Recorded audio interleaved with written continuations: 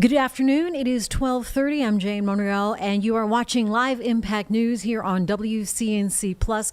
We are continuing our coverage of being a weather impact alert because we've had some major flooding issues. A lot of roads are shut down. Our Destiny Richards right now is in East Charlotte on North Tryon Street.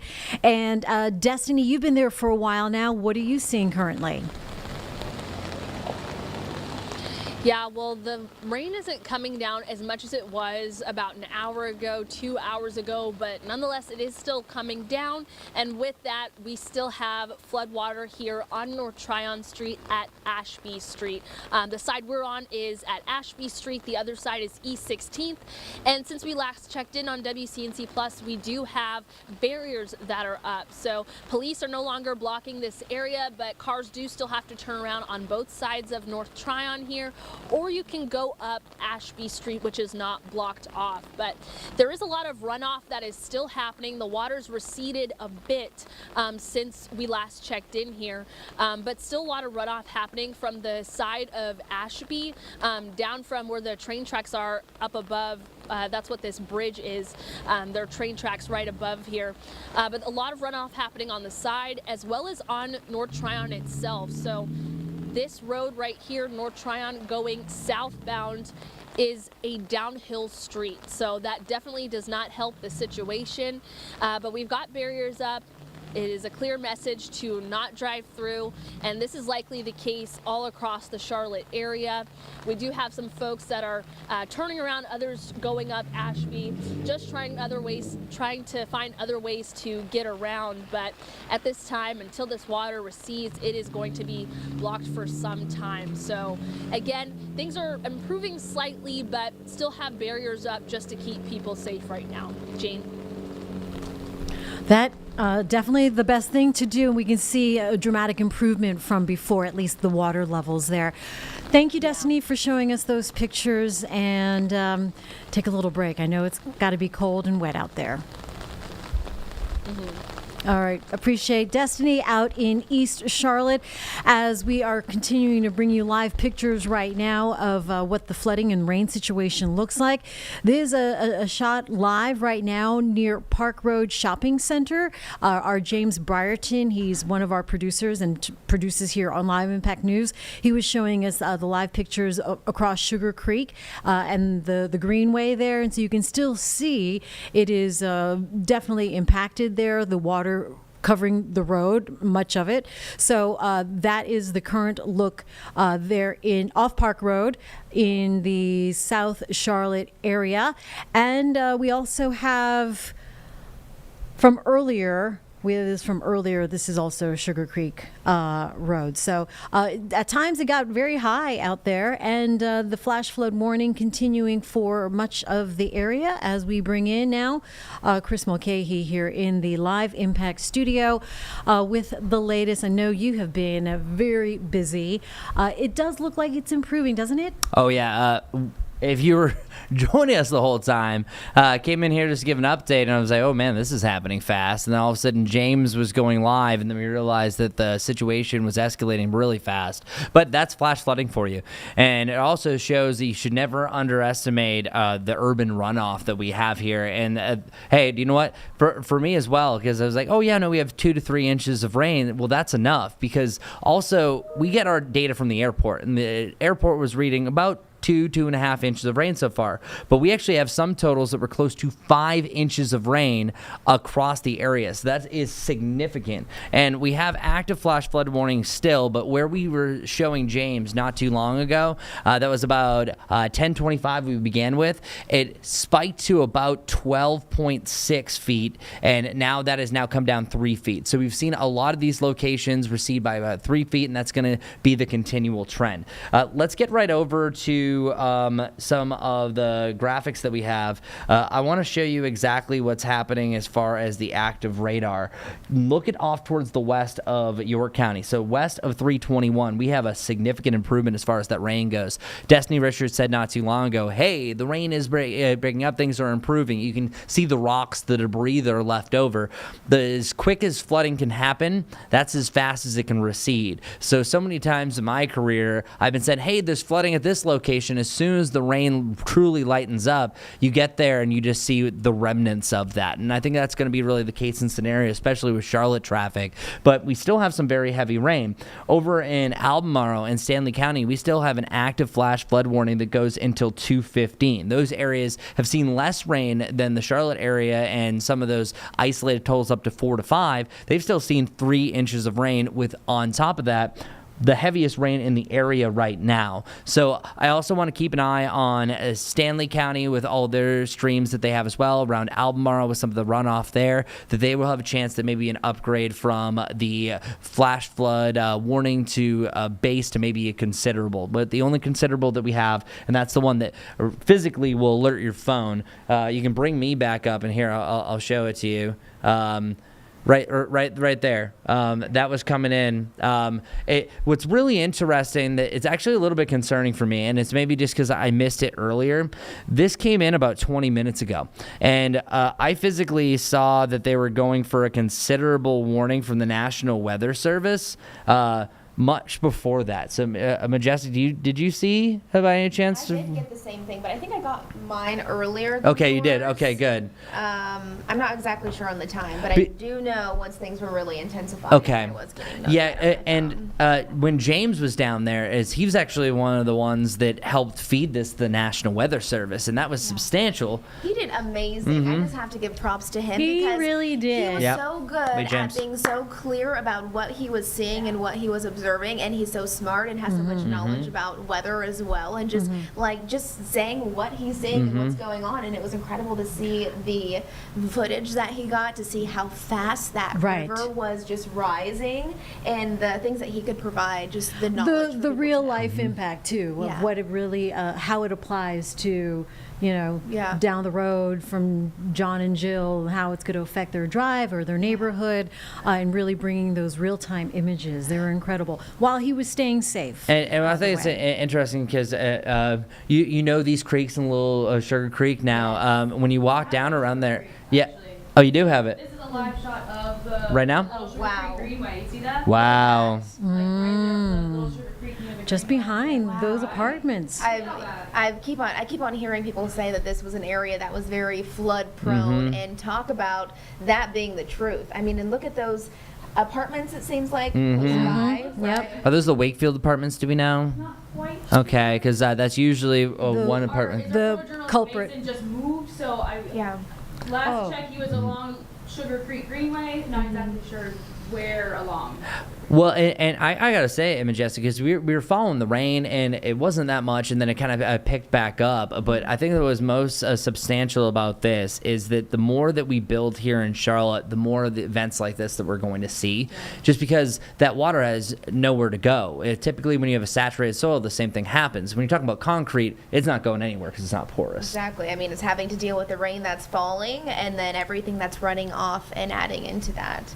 It was amazing. Did we get to 13 feet? It was close. Officially, or not quite? Not Close quite. by? Yeah, it was close to 14 feet. That is the record. But Yeah. there are a few locations down there that we hit top 2 or top 3 greatest level along some of these creeks and streams. I'm happy to say that at least we are going to see a little bit of a break in the rain.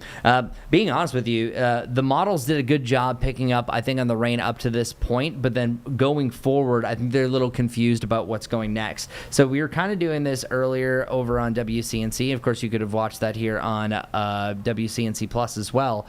But the second band of rain, Majestic, we're hitting kind of the classic dry slot, but I think that this is going to be really the big problem a little bit later on this evening, or even late afternoon, that we have to watch out for.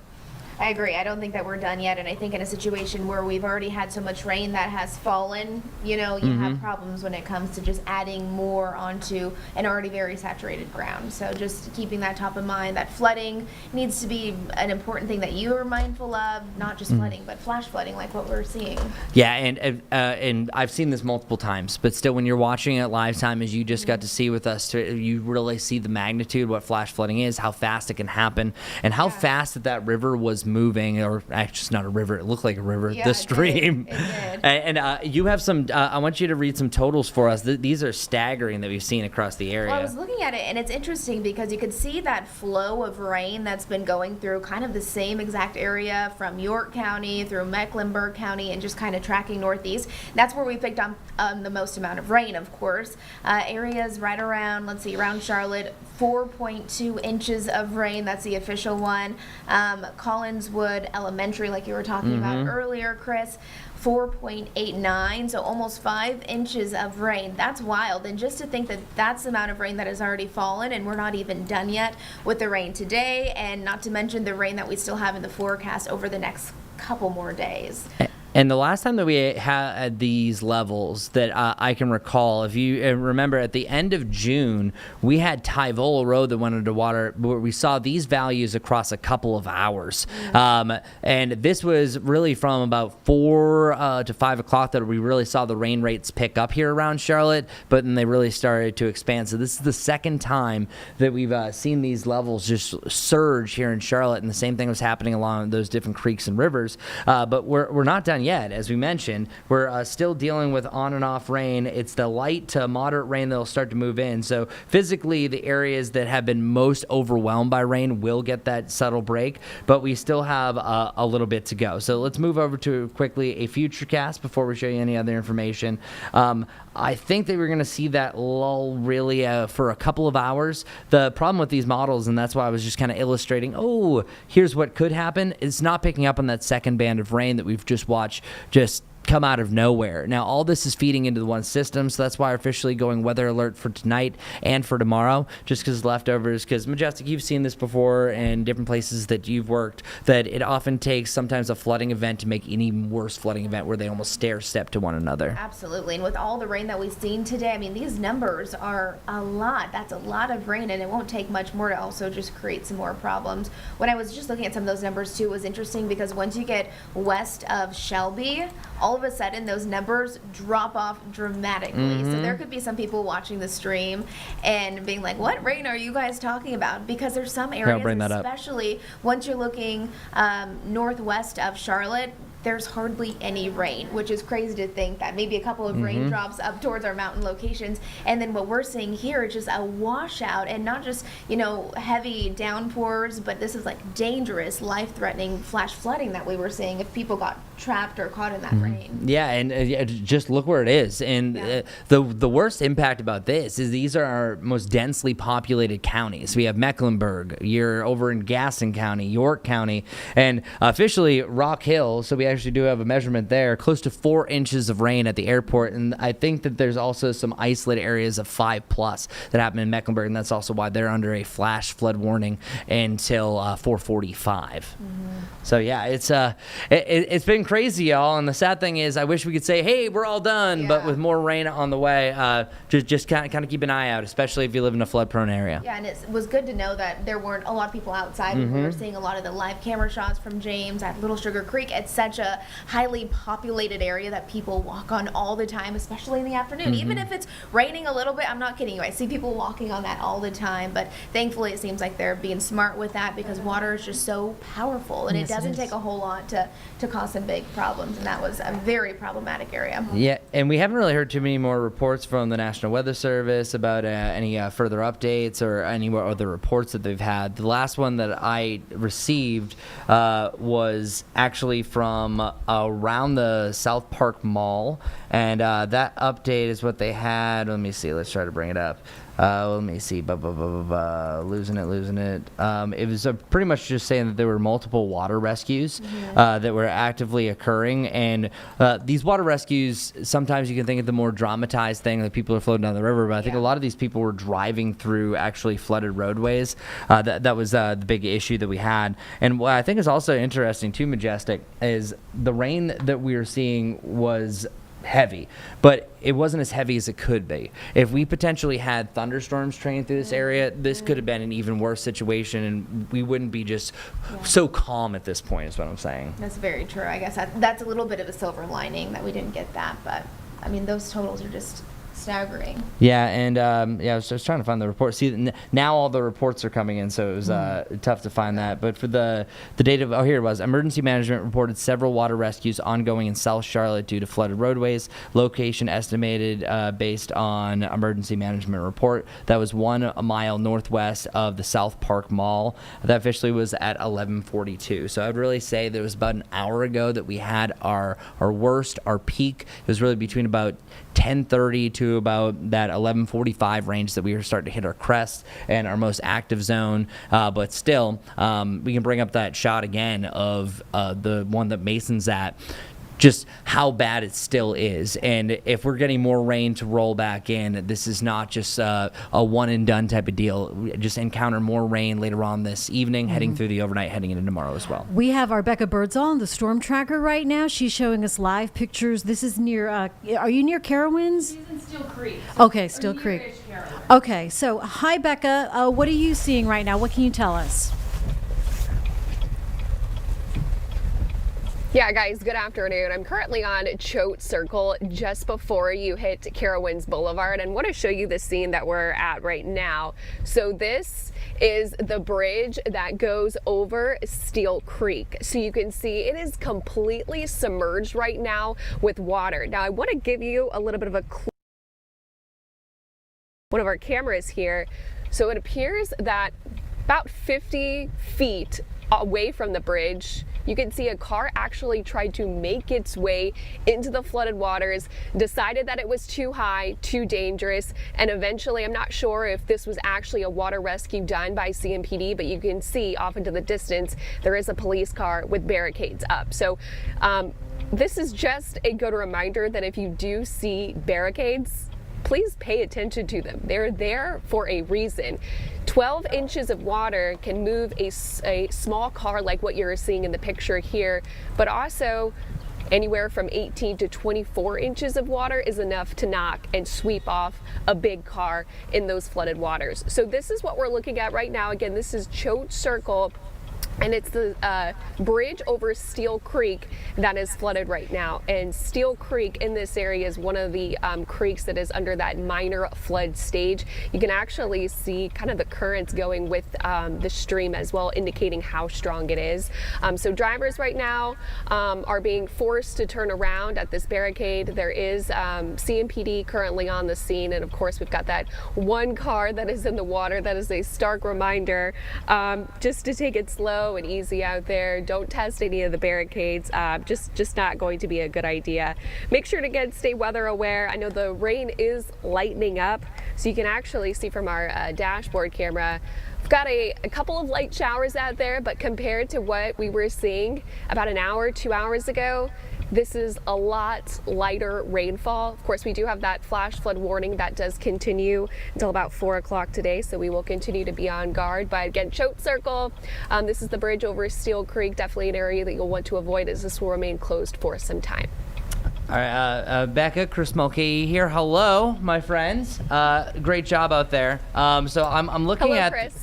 I'm looking at the monitor right here, Steel Creek at Carowinds Boulevard, so it's really not too far from where you're at. And it actually just brought us into a minor flood stage. And what I think is really interesting is looking at the record crest, this is actually the third highest that we have seen. And the earliest record that I see actually for this area is 1998. So I think that puts some perspective. But just another piece that you might want to check out is they said at 10 feet, and that's where we're really close to, Steel Creek may approach crawl spaces of mobile homes on John Price Road, so not too far from there. We're nowhere near major flooding because at that point it's approaching Carowinds.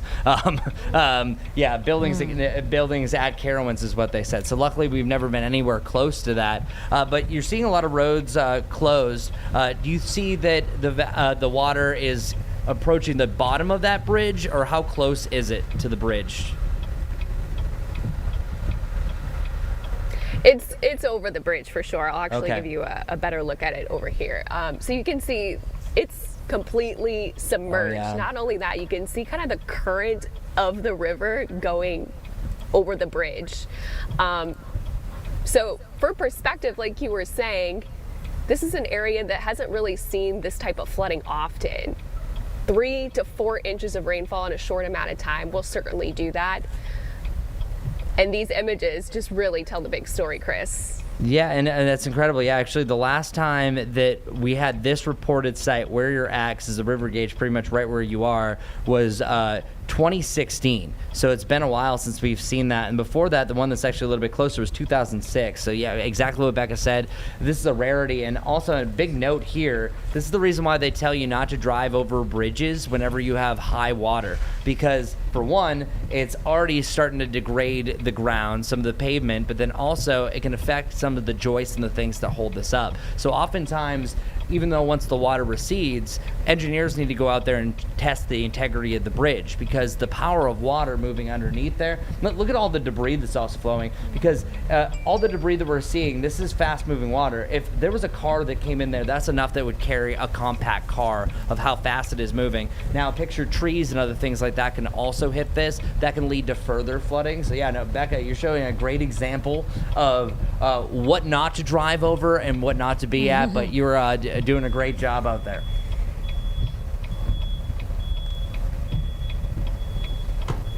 Thank you. Appreciate it, Chris. We'll continue to monitor the latest in and around this area. So back to you guys. Okay, well, on to the next band of rain that we're going to be tracking. So again, where we're just looking is right around Carowinds Boulevard, Steel Creek, and then it's also the Sugar Creek, Little Sugar Creek. Those are the two ones that have really seen some of the biggest issues as far as flooding. Let's bring up some of the other meters that we have across the area. The Little Sugar Creek at Archdale Drive, most of the Sugar Creek has come downward, but the record 15.1, we didn't quite reach that. Also, Briar Creek at Colony Road, we did see that get to around a minor flood stage overall. And we're seeing some improvements, but there's also some areas like right where Becca is, that's where I think that we're seeing the highest levels, the highest crests. So a lot of the ones closer to Uptown, the ones that were around South Park, we're starting to see that curve over. But other ones such as Briar Creek at Colony Road, the most recent update still had 10.2 feet into minor stage. It's still rising. So even though the rain is getting a little bit lighter, most of the time whenever we have these flash flood warnings, it's indicating that, hey, we're not quite done, because all that water is still flowing off the roads. All that water is still flowing into streams, and as the streams flow into other streams and creeks, that can overwhelm those. So we're really not going to hit some of our peak values, I would say, really until about the next hour or so. So even though things are starting to recede off of the roads, the drains are starting to catch up, it's the ones that live near the streams and the waterways. It's great to live there, but not great when these happen, Majestic. Exactly, and I've been kind of keeping a close eye on roads as well. I've been watching that all morning long, and now into the afternoon, still a handful of accidents. One that I'm seeing right now is on I-77 South, exit 25. It's backed up to exit 28. When I'm looking at some of our live cameras, it just seems like stop and go traffic as they're trying to clear that. So if you do have to be out on the road, just make sure that you're really driving slowly. You're allowing for extra time to get to where you need to be. You don't want to be in a rush, and you don't have to be so close to the person in front of you. Make sure that there's enough space in between you and the car in front of you. But I also have another report says lanes restricted, flooding and down trees on Sharon Amity Road and Walker Road. Seeing numerous road closures because of those ongoing problems when it comes to flooding and the debris in the road. And yeah, as Becca and Chris have been saying, don't drive through any high water because you don't know what's under it. You don't know how deep it is either, and it doesn't take that much water to swipe your car away or to make it turn into a situation that looks like this. And this is trouble for that one car where Becca is on Choate Circle, just north of the Carowinds property. And as they try to tow that away, wow, from the Chevy Storm Tracker's view, it is a mess. And then just in the background, traffic is being diverted onto other side streets through the neighborhood. And then CMPD unit obviously closing off any further traffic to get past that. So people are trying to get through. They find themselves stuck, and then they get into this kind of trouble. Not worth it. It's actually problematic too that the rain is stopping. It's not that. It's just that I guarantee in this traffic world of ours, and I see this all the time, as soon as the rain starts to lighten up, people start going regular speeds, not realizing that it's still not a great drive. So I just want everyone to just kind of keep in mind, be a defensive driver, just because there's going to be a lot of slipping and sliding out there as well, and more rain on the way, especially when that rain comes back. I think we're going to have another surge as far as incidents go. So it's kind of like a double duo. The heavy rain will always lead to other problems, and morning commute and evening commute are usually the first ones to be affected by that. I had a couple people ask, and maybe with your experience, Chris, you would know, how long does it take before you start to see the Little Sugar Creek slowly start to recede to the point where you can safely, travel over it, things like that? Usually, it can take anywhere from about a quarter of a day to sometimes up to 8 hours for it to be fully back to normal. Yeah. But already, since we hit its peak, I'm seeing parts of the Little Sugar Creek down about 3 feet. Oh. So it happens kind of yeah, fast. yeah. I mean, it can rise really fast and it can go down really fast, it seems like. That's where James was earlier, and now So it's receded yeah. somewhat. Yeah. The PS truck now able to get through. Very interesting. This is, I think, the best way to put it, because you have a surge of water all at once. Kind of think of it as a traffic jam. So everything is flowing into one area once you have a high volume of traffic. But then once everyone starts to get through, it starts to break up and clear. That's the same thing happens with a flooding event. You literally had rain that was coming from the street. You had rain that was coming from the creek, and then it was flowing down the banks. Everything was coming into one. So that's what overwhelmed it and spiked it up. So picture that as like the traffic jam. That's where everything is stopped. And then once things started to break, things started to get through, that's why it rapidly came down. So just as Majestic said, just as quick as they pop up, they can pop down. It's usually about 3 hours that it's safer to be around, but really for things to be fully back to normal that I would even think about walking around the Greenway would be close to about that quarter of a day, 6 hour time frame. But with more rain on the way, I would just try to avoid the Greenways if you can. Find something else to do. And that goes for pedestrians as well. Yes. We're looking at Sugar Creek here, where it's just around the apartments off Park Road, and a live picture showing that the water's still free flowing. I just saw a couple of people walk across on the grassy area, so it might seem harmless right now, but as fast as we had to get on all hands on deck covering the flash flood warning, things can happen like that again with a later surge. Like Destiny's shot, we saw water and then it kind of really went away. It went away. Yeah. Yeah. And then, some people paid the initial price for it, though, as they try to traverse the area. And it looks like here in the Steel Creek area, it is still strong. Oh yeah, It's still going. And that's the deal. The roads and things, those improve really fast. But the Little Sugar Creek is still getting water from other sources. But I want to give you an example just for actual numbers. So specifically where James was, it hit its peak where it didn't really change from 10:10 to 10:15 a.m. But then, so that was about 12.3 feet. So what time is it now? 1 o'clock? It's now down below 9 feet. So it's about 2 hours that it hit its peak. So now it's coming down, and then pretty soon it'll be down about 4 feet. That's still well above than where it should be, because before this rain event even happened, it was at 2 feet. So it still has a ways to go. So that's why you're seeing still so much water there. This type of deal is still going to be overwhelmed. And you might have been looking at that car earlier before it was back in the bed. You're like, oh, that wasn't too bad. Well, the water's receded there as well. So things are slowing down. We'll call this almost the eye of the storm. I truly don't think that the next band is going to be as bad as this one, but it doesn't necessarily need to be, because already things are so swollen in general. So yeah, we're not going to let our guard down. Again, here at WCNC, we've gone weather alert for today, tonight, and for tomorrow, just with more rain on the way and everything that's happened. All right, guys. Well, thank you so much. We have Chris Mulcahy, Majestic Storm, myself, Jane Monreal here in the Live Impact studio. Thank you for keeping us on track. Real-time conditions covered for you as we are weather impact alert here on WCNC Plus. Thanks for joining us. At 1 o'clock, we will continue with the stream here on Live Impact News. Leave you with the Futurecast image right now, as it is coming up on 1 o'clock. All right, so as we are remaining on top of this, you could see that it is still very active, although this is a flash flood warning continuing as we are tracking things across the area from Rock Hill out to Wadesboro and all the areas in between. Mecklenburg County certainly hit its target as far as flash flood warnings, and we've seen the impact for sure, right, Chris? Oh, yeah, no, absolutely. Things, I wouldn't even say winding down. Things are taking a break for the time being. That's why we're still going to be watching anything that potentially could come through. Now, the good news is the National Weather Service in Greenville, Spartanburg, oftentimes you'll hear updates or things or plans that they're doing. There's active rain in the western side of the Carolinas, and they had some flash flood warnings there earlier this morning where the same thing, about 4 to 5 inches of rain fell.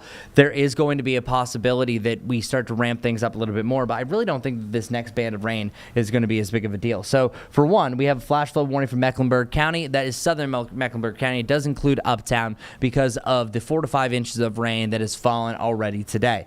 You have light to moderate rain. That's really that darker green that we have in place, but we are going to hit a little bit of a break. But the cause of concern is still all of this rain off towards the west. So where's that going? It's actually going to push its way back towards the north and east. So that's one thing that's kind of changing the forecast. Yes, you are going to have a little bit of break, but more rain's going to start to move back in. Now, this looks to be a little bit more stratiform, and what that simply just means is it doesn't usually have as many heavier pulses, but that doesn't mean it's not going to, because the further south that you go, we're certainly seeing that. We're seeing a lot more of those heavier rain rates, and that's why there's more flood advisories that have also formed further off towards the south and west. So just enjoy the break while we have it, but just let you know more rain is on the way. All right. Thank you, Chris. As we are coming up just after 1 o'clock here on Live Impact News on WCNC Plus, we have been following your real-time conditions here, Live Impact News, with your weather impact alerts that continue for flash flood warning throughout the Charlotte Metro. We want to check in right now with Becca Birdsall. She is just north of Carowinds into the Steel Creek area on Choate Circle Road. Becca, give us a sense of where you are and what's happening. Good afternoon, Jane. Yeah, like you mentioned, we are on Choate Circle. This is just before you hit Carowinds Boulevard, and we're right just before you hit the Steel Creek Bridge. And I actually want to show you a live view from this because the bridge is completely submerged with water. And actually, you could see off into the distance, a car had tried to drive through these flooded waters, decided that that was not a good idea, and ended up ditching the car and leaving his car there. Now, a tow truck has arrived to the scene, was able to tow that car, and is now off the flooded roadway. So you can see, yes, the bridge is submerged, but about 50 feet away from the bridge, also low-lying and pockets of pretty high water as well. Now, floodwaters can move anywhere from 6 to 10 miles per hour, so keep that in mind. You can actually see that steady stream of water from that bridge. Of course, the Steel Creek area is under that minor flood stage as well. You can also see there are currently some barricades and a CMPD officer that is blocking the roadway, so drivers right now are being diverted again off of Choate Circle just before you hit Carowinds Boulevard. So if this is a roadway that you normally have to take, especially going into your afternoon commute, may want to seek an alternate route.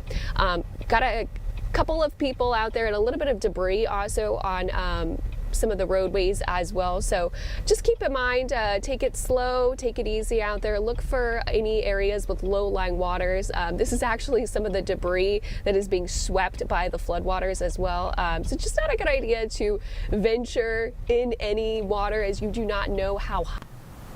Another reminder, or another good reminder as we head into later on today, is 6 inches of water is enough to knock down an adult person, while 12 inches of water can knock down a small moving car, whereas 18 to 24 inches can knock down a bigger car like an SUV. So take caution out on the roadways. We will continue to monitor this, but again, Choate Circle, just before you hit Carowinds Boulevard, is currently closed.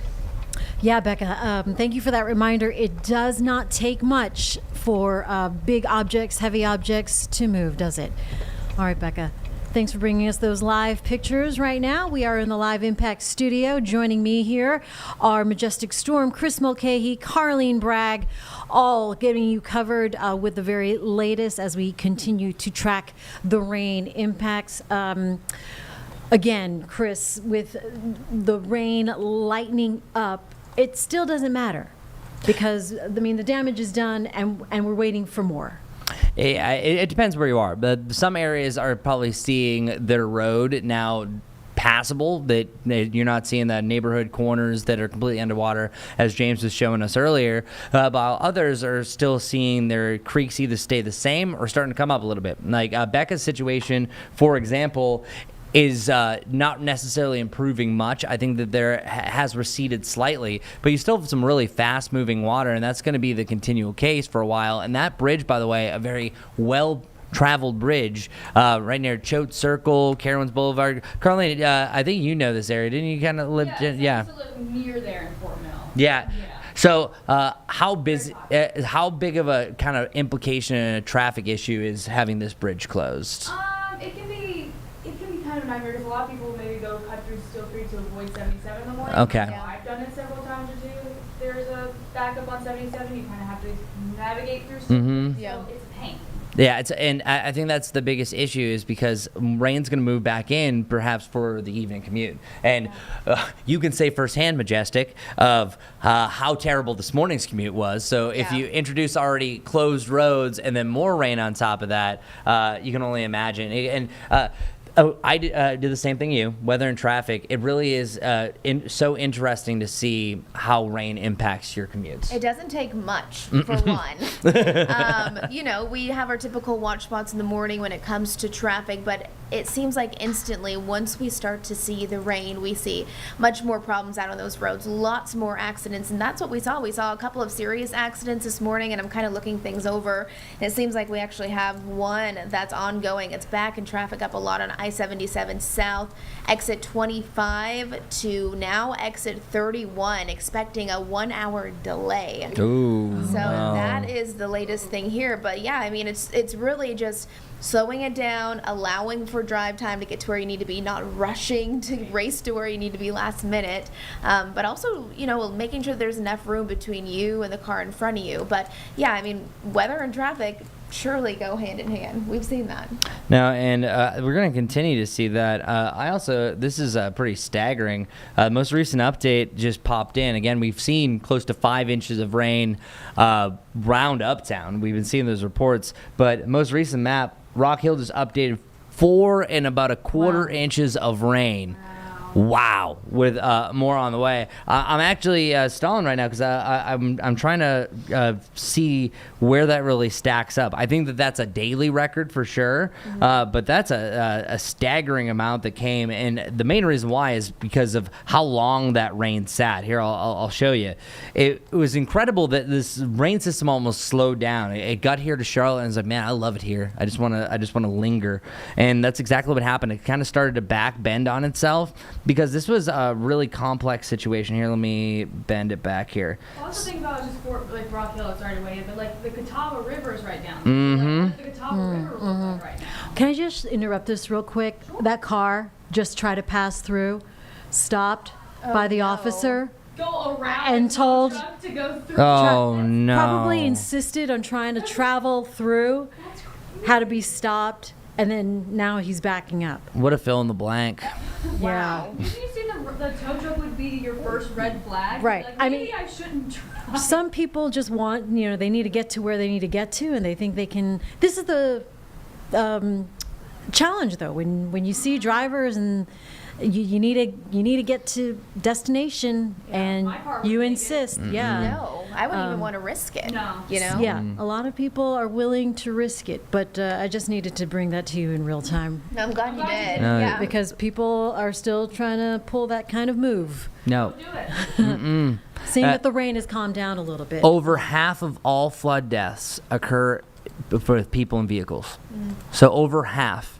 And I think it's even half of that are people that challenge it over bridges specifically, because one, that's near the fastest moving water, and many locations that actually gets just knocked out in general. But here, I want to show you about Rock Hill, because this isn't too far off where Becca is. Look, this is the last 3 hours. So at this point, you're picking up at least a half inch plus per hour. But you just had one shower that just built. It didn't really leave. So you just had consistent rain rates. And now they're finally going to have a break. But it might not be that long, because look at behind here. So in general, tracking how fast this is moving, it's only moving about 15 to 20 miles per hour. That's also significant too. That has changed, because when I got in this morning, I was seeing a forward speed at 27. Then once we got to about 7 o'clock, it was averaging 23. Now it's down to 18. So the rain's moving slower, and it did slow down through our area. So that is another big estimation there. But notice over the last 3 hours too that this second band is not giving up as well around Greenville. Now it is starting to erode a little bit, so I think that this will start to weaken, but I still think that all the rain that you're seeing in northeast Georgia eventually is going to work its way back in later on this evening. So this pause that we are about to embark on, you're going to start to see some improvements right along the I-77 corridor. The heaviest rain is now starting to push out of Stanley County. That is the first flash flood warning that's going to expire early.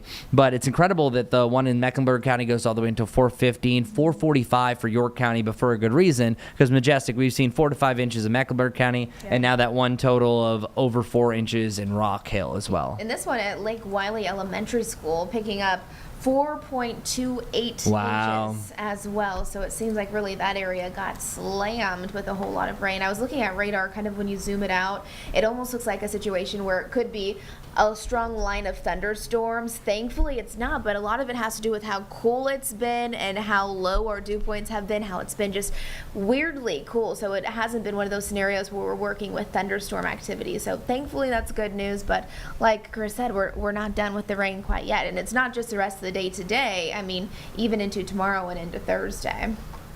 Nope, not at all. And I just wanted to bring you back to these pictures and images as we continue to follow this. Becca Birdsall on the Chevy Storm Tracker on Choate Circle, just north of Carowinds. Again, Carlene, very familiar with the area, a popular bridge or shortcut, if you will, to and through Steel Creek. And we saw already a number of cars trying to pass through, even after seeing one stuck, and then had to be told to reverse and move back. No, you cannot travel this way. But you know, without that CMPD unit there, a lot of people would, and we'd probably see more cars stuck in the water. So that's just something to keep in mind. Chris is raising his hand. Go. Only reason why, because you know I'm a stat man, and I'm going to be getting out of here shortly. So the map that I showed you earlier, that there was 4.29 inches of rain in Rock Hill. Now, record keeping doesn't go back as far, only 1999 for this area, but it puts us in perspective. The most one-day rain total that I have ever seen in Rock Hill was over 5 inches of rain during Helene, when Helene went through.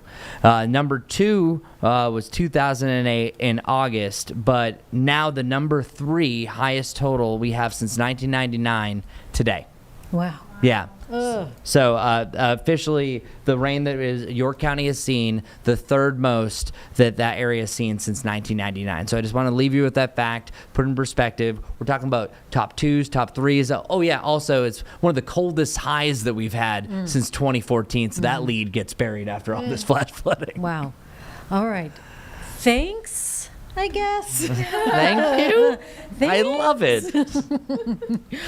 Chris Mulcahy giving us the latest information, rainfall totals. Appreciate you really jumping in here, getting us all covered and caught up, tracking the rain, helping us stay weather impact alert. Majestic hanging a little while longer before Brad Panovich, our chief met, shows up and takes over as we are looking at the last parts of Choate Circle. Vehicles that were blocking the way now being cleared, as we can see there in the background. And I think I see yellow tape back there. I think, yeah. Is I that- see the yellow tape back there. Okay, so they are still shutting down the road, but it looks like that CMPD unit is now no longer there, moved out of the way. and they're still diverting traffic before. So something to keep in mind, as this seems to be, it's going to be here indefinitely. Becca Birdsall bringing us the live images with Chief Photog Paul Thorson. Thank you so much. From the dash cam to another camera. We have 2 cameras out there giving you these images and showing what people are doing and trying to do. Becca, do you still have your ears on? I do, yes. So, I mean, Becca, what have you observed then, watching this unfold? Just taking. Are you watching the water recede? What's going on from your point of view? Seeing a little bit improvement, especially as the rain has continued to lighten up. So that's the good news. However, the newest update was what you guys saw and you guys took on the stream, was that a car had actually tried to drive through the barricade and into the flooded waters. Now, the barricade was temporarily taken down because another car had driven through and a tow truck was able to get it on. So that barricade, being down for just a couple of minutes, was able to try and get through, even though there was a CMPD officer blocking the roadway. So what happened was the officer actually had to chase down the car and the driver to tell him to turn around. So he didn't make it over the bridge. Again, for reference, this is Choate Circle, just before you hit Carowinds Boulevard. The bridge completely submerged by water, and you can actually see some of the rapids there. Some floodwaters can actually move anywhere from 6 to 12 miles per hour. So luckily they did not, that car did not hit that area, thankfully, was able to turn around. But just a reminder to be aware of your surroundings. If you see high water, don't try and test it, turn around, don't drown. That CMPD officer did leave the scene. I imagine there's a lot going on in and around this neighborhood. I do want to also let you know of a couple of updates. Let me pull this up really fast. Okay, so along Steel Creek and feeder drainages near John Price Road, Arrowwood Mobile Home Park, and Carowinds Boulevard. Those are all areas of ongoing concern, especially along Steel Creek in the Carowinds area. So again, this is one of the areas that is under that minor flood stage.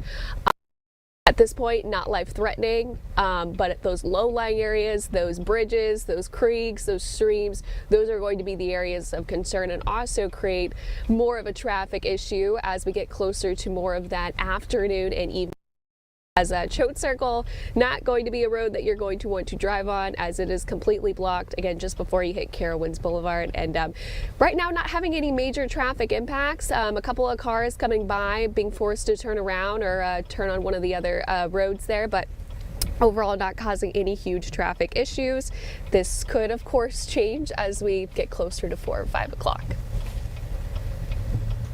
Thank you, Becca, for giving us those pictures. And yeah, kind of wild to see there from your point of view. Appreciate you. We'll check back in with you a little bit later this afternoon. Here in Live Impact News on WCNC Plus, we want to get to a live press conference right now. This is, we're going to switch gears here just for a moment out of Montana.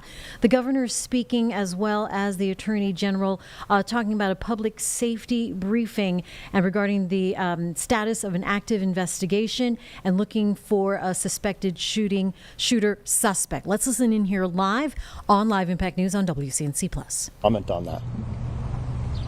Okay. So, The Attorney General, I'm Duncan Adams with Montana Stand. Attorney General told us Sunday that there would be a transition with law enforcement. And there's been a huge transition. It seems like a very small presence now. Why so small at this point? I can take that. Look, I think it's important to know that we're still taking this extremely seriously. This is still the #1 law enforcement effort in the state of Montana. But look, the fact is you have a lot of out of jurisdiction law enforcement professionals who are here. They've got home counties, they've got hometowns that they have to go in and they have to enforce the law there too. We also run up against just resources and logistics. There's a lot of manpower and a lot of overtime being put in up here. That money has to come from somewhere, and it's not reasonable for us to expect, Petroleum County to come over here and put in the time that they have and not have that time compensated. So those are the kind of things that we've been working through the weekend.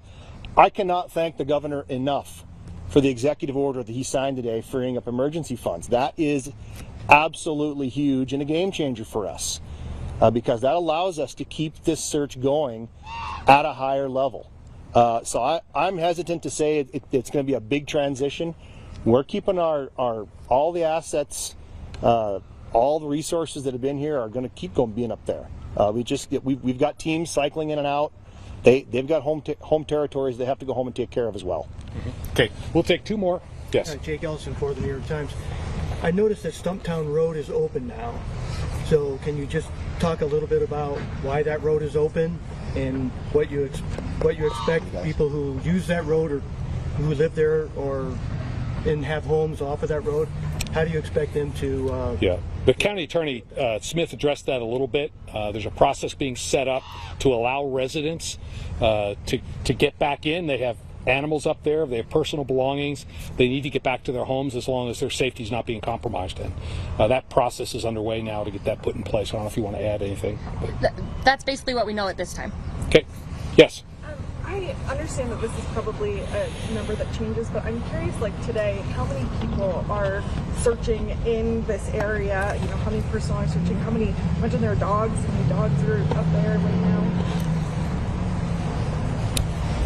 I'm going to defer this probably to Lee with DCI. Look, I'm reluctant to put out there publicly how many canines we have up on the hill searching. We don't know if people are communicating with Mr. Brown. We have no reason to think so. But at this time, I'm reluctant to tell you exactly how many assets we have up there. We can probably give you a rough overall number of law enforcement presence at the time. But aside from that, that's as far as we're going to go. Lee, do you have anything to add to that? Yeah, just to follow up on that. So we scale our teams appropriately for what the mission is, and we have anywhere from 4-person teams to as many as 12, and that's just one team. So several teams depending on exactly what we're trying to accomplish. But I can tell you that we are inserting substantial resources that are scaled appropriately. I don't want to talk about strict numbers from which agencies, but I can tell you that we're maximizing the resources that are available. And I would just add that was the whole point of this executive order, is to make sure the resources are available there so we can continue to pay overtime to make sure the law enforcement stays on the job until this individual is apprehended. We'll take one last question. Yes.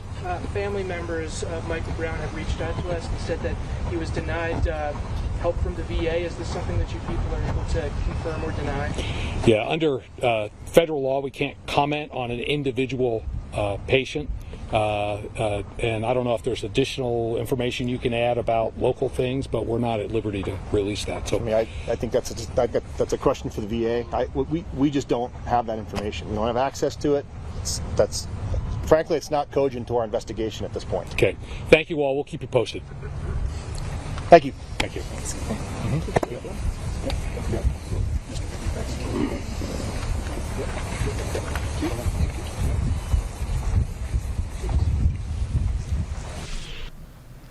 And you are watching Live Impact News on WCNC Plus.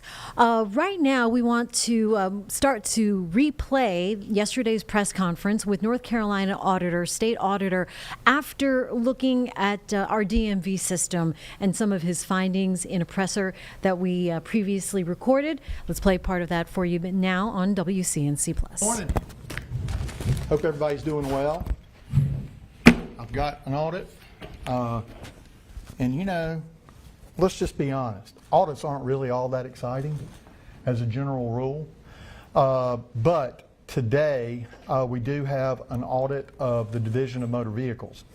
I'm incredibly proud of the work that the team has put forth with this effort, and I'm joined on stage by some of our audit leaders. Audit Director Vernon Utley, who's at my direct right. Audit Director Jared Cronk. Audit Director Katie Gleason, Audit Manager Peter Gross, Audit Manager Kaylee Sproul, and Senior Auditor Ann Corbley is present, as well as Auditor Keith Mansa, who's in the room today. In total, we had about 20 auditors and specialists working on this DMV audit, and this is our first step at the DMV and our first stab. We've got more to do, but we analyzed everything, including the full DMV budget, which can be found at appendix in the appendix of the 435-page audit at page 257. As many of you know, in my previous service, I served as chair of the board of UNC Chapel Hill, and where at the university level we always talked and often talked about the ability to leverage our public institutions of higher learning here in North Carolina to help improve the quality of life of all of our citizens. So consistent with that notion, as part of this audit, we asked and the team asked and they agreed, and we were able to engage the Institute for Transportation Research and Education, Dr. Daniel Finley, who's also present here today, from NC State University, the Bryan School of Business and Economics at UNC Greensboro. Dr. Joy Bedori is present here today. And we also engaged the UNC School of Government. I want to thank Dean Amy Wall for her assistance with that. Let me also say that Governor Stein and I have had a lot of conversations about the DMV. He has been incredibly helpful.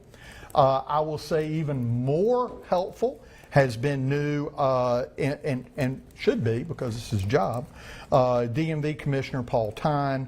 He's been fantastic to work with. I think he's a really good choice to lead the DMV. He's got a lot of energy. And Secretary of Transportation Joy Hopkins has been instrumental in helping our team. I want to also thank Senate President Pro Tem Phil Berger, Senator Dan Blue, Minority Leader Sidney Batch, Senators Vicki Sawyer, Michael Lazzara, Bill Rabin, and Todd Johnson.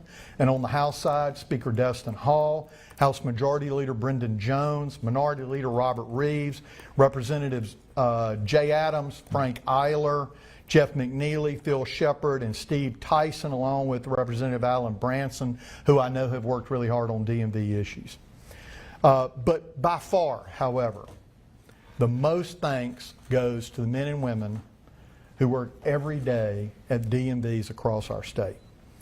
As part of the audit, our team fanned out across the state of North Carolina and engaged those individuals in one-on-one conversations in driver's license offices across the state of North Carolina. And guess what? They had some great ideas. They really know what they're doing at the ground level, and they have some fantastic ideas that we believe can help every single North Carolinian and make DMV more efficient. It's no secret I campaigned on the idea of auditing the DMV. But this effort with respect to the State Auditor's Office will not be isolated to just the DMV. This is an effort to make the State Auditor's Office relevant to everyday North Carolinians. We want to perform audits that matter. This is, however, clearly our first stab at a comprehensive type audit that seeks to inject relevance into the office of the State Auditor. The DMV is the most customer-facing government agency in the state. And if this audit and our efforts do nothing else, folks, if this audit does nothing and falls flat, I will say this in a proud way, that this office has led the effort in shining a light and putting an emphasis on the fact that our DMV needs reform and that action needs to be taken. DMV affects the economy of North Carolina and the reputation of our state. You know, I woke up this morning early, probably 5:30, about normal for me, and where's WRAL? Are you here? Laura Levine was on TV this morning, and in the background was a line of people at Avent Ferry who had camped out or gotten there at 4 in the morning to try to get into the DMV to get help. You know, I was also watching TV and turning the channels last night. I see that CBS is doing a comedy show on the DMV. Well, folks, we've got to do better than that. Our DMV serves 8.6 million North Carolinians, and we have about 350 people that move here each and every day to our state. The DMV is an issue that at all levels of government we have agreement, and that we owe the people of North Carolina affixed to the DMV. We're releasing today what is officially a two-part audit. There will be additional audits of the DMV as we move forward, looking at things, for example, like license plate agencies. But these first two, which are really three in total, are an audit of information systems, a performance audit of the licensing and issuing function of DMV, and we have a full detail of the budget and spending of the DMV that is included in the appendix. We put it in the appendix because by its very nature the data is about a year in date, but the budget analysis is instructive to the overall DMV story, and we wanted to make sure that that data was included. Our audit tells a story. We show how customer experience is deteriorating worse than we had even known, and how DMV employees are grappling with a growing workload, and how staffing issues are hurting the DMV and customers. This audit highlights how DMV management has struggled to improve its IT infrastructure, and ultimately we show a systematic breakdown in historically fractured relationships. You are watching Live Impact News on WCNC Plus. I'm Jane Monreal. It is 1:30 here, and we are getting you caught up with our live weather and our weather impact team with Majestic Storm now in the Live Impact studio, and that's Becca Birdsall shot from the Chevy Storm Tracker near Carowinds on Choate Circle. But first, Majestic, we want to check in with you and see how we're doing as far as all of our flash flood warnings and all of the issues we've had and been covering nonstop since around 10 o'clock this morning. Well, I think really we've been watching this for hours now, but you know, the rain started early this morning, but as we're heading into the afternoon hours, it just really intensified, and it seems like at this point things are quieting down just a bit, but it is still a WCNC weather alert day today, tonight, and even into tomorrow, because we've seen significant rain already fall and we're not quite done with it. So let's start with just our rain totals. This is picked up by radar, an estimate. Really, I think a lot of our attention is out there in Rock Hill. Look at that, over 4 inches of rain. But I'll tell you that radar has not picked up on the best when it comes to our actual total. So I'm going to let you know of a few others that I've been keeping a close eye on. So for example, we've seen out towards Tega Cay almost just over actually 3.5 inches of rain has accumulated there. Out towards Lake Wiley, also 4 inches of rain. And then even as we're looking at Mecklenburg County, it's really the southern portions that really got slammed with these isolated pockets of really, really heavy rain. Matthews receiving over 4 inches of rain there. And then let's see if I can pick up another one, almost 5 inches. Collinswood Elementary, that's 4.96. So very impressive totals when it comes to how much rain we have already seen. Want to switch it over to kind of big picture perspective, what I'm looking at still, because like we've been talking about, flash flooding has been the biggest concern. Remember, flash flooding means that flooding is actually ongoing. We've seen it, especially at the Little Sugar Creek. We got a lot of video from that. James was out there, showing us what exactly we saw. There's a video of it. You can see how fast that water was rising as the rain was continuing to fall. And we're talking about a lot of rain. You can't even see sidewalks. You can't even see streets. This is a live camera shot. Is that correct? No, this is live. Yes, live from Becca's. Oh no, I'm sorry. That's the guy that tried to attempt yes, that's from earlier. Earlier, okay. On from Becca's shot. And this is one thing not to do. Look to at drive through it. Look, he's waving him down. Oh, now the cop got wet socks. And he said, "Dude, we're blocking the way for a purpose." I've actually never seen that. We had it from a different angle, but this is from our crew, Becca Birdsall and Paul Thorson, our chief photographer, on the other side of the bridge. And they were shooting down the line here with, as this was happening here on the stream. And this driver just bypassed the rig, got the tow truck, you got CMPD. He said, "I need to get over that bridge." Couldn't do it. No. Not allowed.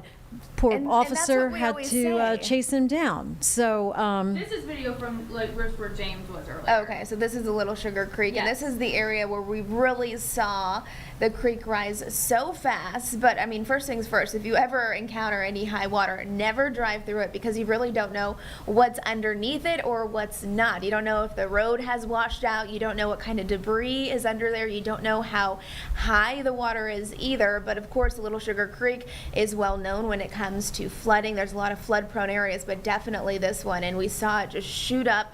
I want to switch over to my satellite and radar again just to show you where we are now, because we know that flash flooding has been the biggest concern, and we're still seeing this stream of rain push through the area. At this point, seems like if you are really, let's see, west of I-77, a lot of this is trickling out. You have very overcast and cool conditions, kind of a break in between these waves of rain, but we're not done yet, because look towards Greenville, more rain is on the way. But where that heavy rain is still coming down, it's mainly east of I-77. And remember, whenever you're looking at this, you see pockets of yellows and oranges. That's where the rain's going to still be quite intense at times. So the big problem today has been this flash flood warning, multiple that have been issued by the National Weather Service, and we still have some in place that are active. So I'm going to walk you through those.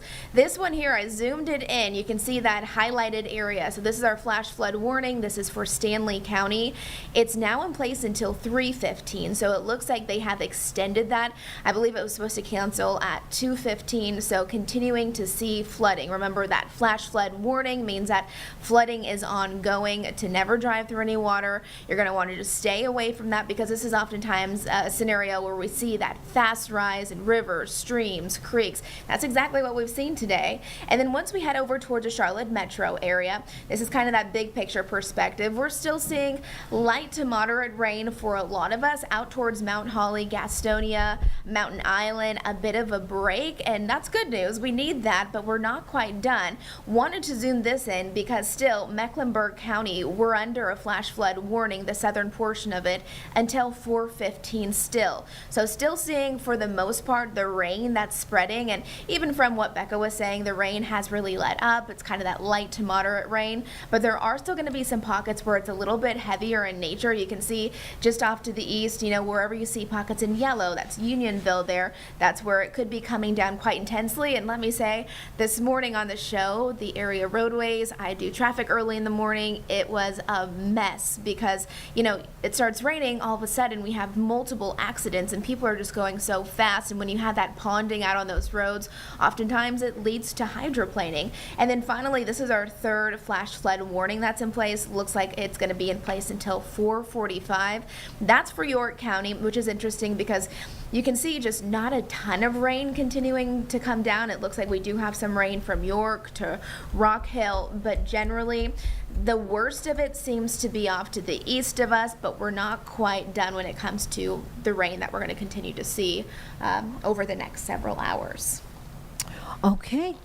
All right. Very good. Majestic Storm. Thank you for bringing us the latest there from the Live Impact studio. That is Becca Birdsall's dashboard camera. And Becca, we showed earlier the video where the one driver was trying to pass through and the cop was waving him back. The water has receded somewhat from where you are, right?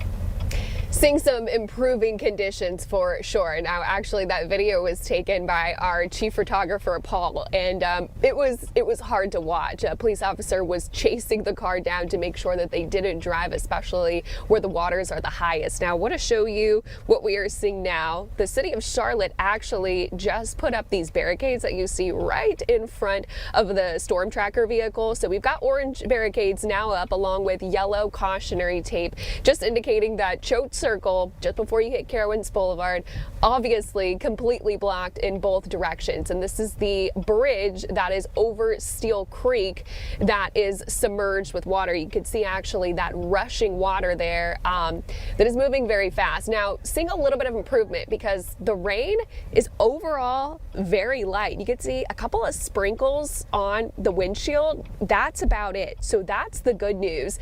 The bad news is this roadway is going to be closed likely for the afternoon and evening commute. So we've seen a little bit of improvements in terms of the water coming down, but also want to emphasize that yes, the bridge is covered in water, but also 50 feet out of the bridge, right in front of it, still covered Now, we've seen a couple of cars actually try and drive through this, eventually do get stopped, especially before they hit that rushing area of water there.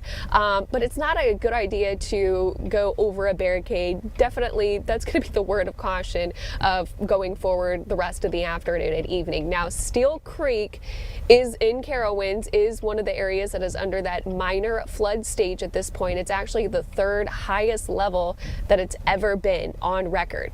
So that gives you a perspective. Between 3 to over 4 inches of rain has fallen within this area. It gives you an idea of how high the water is. You can see how fast that rushing water is as well. So exercise some caution, especially for that afternoon and evening commute. We'll continue to keep an eye on this. Doesn't look like it's having impact on traffic at the moment, which is good news, but drivers are being forced to turn around again at Choate Circle just before you hit Carowinds Boulevard. It will likely be a very busy afternoon and evening commute, I imagine, with all the extra drivers, some of which likely will probably try and leave work early, but we'll continue to monitor this all day long on WCNC Plus, and of course coming up on the 4 and 5 o'clock shows. Okay, thank you, Becca. Wow, that was incredible to see from earlier today, not even an hour ago, a car trying to drive on through.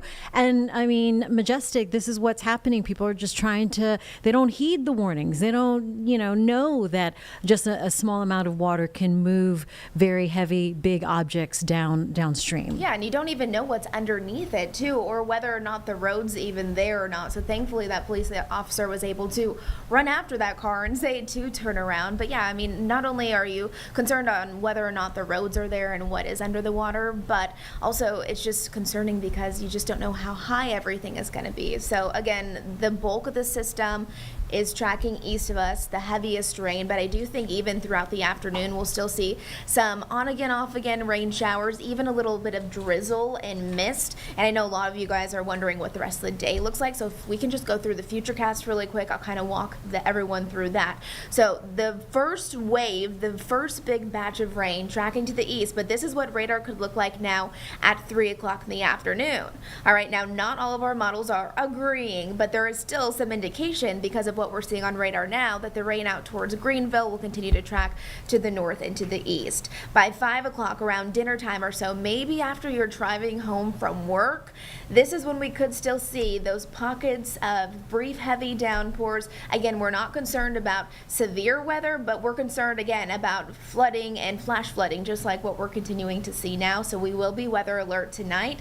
Noticing still those temperatures into the 60s. I mean, today we're just struggling to warm overall. Now after sunset, here's about 8 o'clock, I think a lot of the rain lets up, again trickles here and there, but watch what happens overnight. This is now 2 o'clock in the morning, tomorrow morning, and remember when you're looking at Futurecast and you see oranges and reds, that's where the rain could be coming down intensely again. So this is why we're going to be weather alert tonight and into tomorrow morning, because this could set us up for another scenario where flooding becomes a problem, especially in those flood prone areas. And it's not helpful when the ground is already so saturated. We've already seen significant rain, like we've been talking about, multiple towns in our viewing area receiving over 4 inches of rain, and it's just unfortunate that more is on the way. Easily could see another 1 to 2 inches on top of what already has fallen. And then here's 8 o'clock for your Wednesday morning. Notice the Charlotte metro area kind of outside of that. You're going to be kind of outside of the bulk of the system where you can see most of the rain would be off to the north and to the west by this point. And then it kind of streams away from us. So it seems like it could be more of an overnight, early morning, tomorrow morning situation when we're looking at those rain showers, because then by 8 o'clock for our Wednesday, it seems like we're kind of back on track to more quiet conditions. But multiple days where we just have a lot of rain coming our way and just not helpful with what we've already seen. Does it feel like this storm or these cells, whatever, they moved in sooner than expected? I thought tomorrow was the big day for likely rain all over the place. We were expecting definitely like a washout day today, especially the morning commute, especially the afternoon. So I think we were really right on track when it came to the forecast there. Chris and I were looking at some of those rain totals yesterday, and we were like, wow, that is a lot of rain. Like some of our models were picking up on 5 to 6 inches, and usually when you see something that outrageous, it's kind of like, take it with a grain of salt, you know? But it was one of those situations where generally I would say 1 to 3 inches across the viewing area, but you had those localized areas that received 4 to 6 inches, and that's where we saw the flooding. Yeah, and we need the rain. Yes, we do, but maybe not so fast, because that was a problem. We got a lot of rain in a relatively short amount of time, and then all of a sudden you have bridges that you can't cross, you have rivers and creeks that are high up to people's apartments and stuff like that. This was where our Jesse Pierre was earlier this morning when we joined you around, we started covering nonstop since before 10:30, and then went into the midday, and that's when Jesse joined us around 11:30. So just a couple of hours ago on Mockingbird Lane. Wow. Near where James was. So that's near that Montford Park Road Shopping Center area. So you can see there where it was quite heavy, not only the rain, but obviously the flooding over Little Sugar Creek. That's prone of these issues as well. I mean, look, right to the side of the house there. And we don't have the image near the fire hydrant where it was almost halfway up the fire hydrant. But the yellow tape is up. And just another look for your afternoon as things are beginning to lighten up. We are getting a little bit of that break, but how soon things recede, that is the question. How soon can you drive over Mockingbird Lane? That's another question. Only time will tell. But it appears that there are no pedestrians, no street traffic, so that was pretty promising for at least that section of Mockingbird Lane. James near Park Road Shopping Center, like we mentioned, and he said he only had seen a couple of people come in. Speaking of the devil, I just want to let you know that James Barton is just walking into the Live Impact studio right now in James some did so great. in some dry clothes, may I add. And he's going to grab a seat here in the Live Impact studio as we continue to cover you here with all of the rain, the impacts. James, I found a clearance rack. you're welcome. It looks great. It looks really good, actually. But in all seriousness, Nice to have you back. I soaked through that jacket in. Well, I mean, a that matter of jacket minutes. did no good. Yeah. Try to Yeah. pull up some of those earlier images of what you were covering from before, and that's all posted on our website anyway, wcnc.com. But James, things are lightening up. Thank you for bringing us those images from Park Road Shopping Center and Westfield. You're welcome. We were visited while I was out there, as you saw, somebody from the fire department and emergency management. Then we also had a city vehicle come by and a county vehicle come by. All three of them said the same thing. This is some of the worst flooding I've ever seen out here. And they all mentioned that it is a flood-prone area, and that's why they, over the last couple of years, reclaimed that land, meaning the homes that used to be right along that street are no longer there. But to hear them and even the local people who came by all say, yeah, this is particularly high even for this spot, I thought that was pretty telling. Yeah, seriously. And I mean, have you seen anything like this before? I was thinking back to Florence when I lived in the Raintree area in South Charlotte behind the Arboretum, and there is a small creek that goes through there too. Mecklenburg has all of these small little creeks, which are typically a foot or two high, but they can swell. And so during Florence, our little neighborhood there got cut off because the creek swelled and filled over the road. It's one of the 2 times in like 10 years I had seen that. The area that I was at today has flooded before. It's a typical flood spot. Actually, one of the crews said they had a spot of 50 places they were going, Jane, that are known to be flood spots, and this was one of them. They were about halfway through their list, and that was the worst spot that they had seen so far. Wow. Well, nice to have you back here in dry clothes. Did you even expect, I mean, what were you were just driving and just making sure, because it is known to be prone to flood? I was driving in to work here. We're over on Billy Graham Parkway. I was coming from Matthews, and I came such a way that I could cross Sardis and the creek over there. Sure. So I passed like 3 or 4 creeks intentionally, and by the time I got to that one around the 10 o'clock hour, it was clearly Trouble. rising. Well, I mean, and that's what we were thinking here, right? We were doing the stream about 10 o'clock. Chris came in around 10:20. We knew we were going to check in with him, and then we saw you were kind of caught in the middle of all of that, and then we went with you, and then it was, oh, we're in it now. Yeah, it escalated quickly. It did, and that's what happens with flash flood. 100%. That's what happens with flash flood. You know, I'm relieved that the spot we were showing you, again, is an area that is not habited. There's not really homes. Now, we were starting to get close to homes, and that's concerning. The creeks here in Mecklenburg County, by and large, are designed to do exactly that. They're designed to swell, but even at a certain point, if they were to go beyond their boundaries, that would be a problem. And as we've seen with all the other reporters in the areas, you know, even when you're away from the creeks, if you start to get storm drains that are backed up or any place that is just kind of low-lying, those waters can begin to pile up. As Chris put it, there's a backlog, like traffic at rush hour. All that water is trying to get down into the creek system, and until it can all flow down, it starts to build back up. Yeah, incredible, because that part of the Greenway too is so heavily used, the new section, and a lot of people like to walk the dog. I mean, it's so conveniently located too, just behind Park Road Shopping Center, and then even the park. So for it to get into the parking lot, just beyond our imagination of what it was going to do at that time this morning. I was parked back in that like Amelie's area. They think there used to be a clam bar there.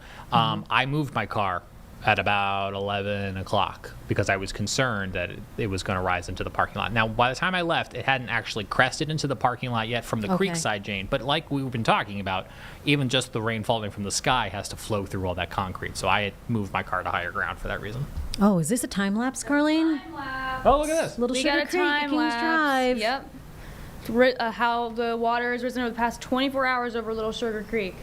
So This is part of those camera network that we were talking about while I was out there. And there she goes. we have these all throughout Mecklenburg County. You can see some of the water flowing off the bridge. And So, anything coming downstream. the gauge cameras. Yeah, this is one of those gauge cameras that we were talking about. They take snapshots. It literally looks like every 5 minutes or so. You know, we use them here to communicate with you at home. The National Weather Service uses them. USGS uses them.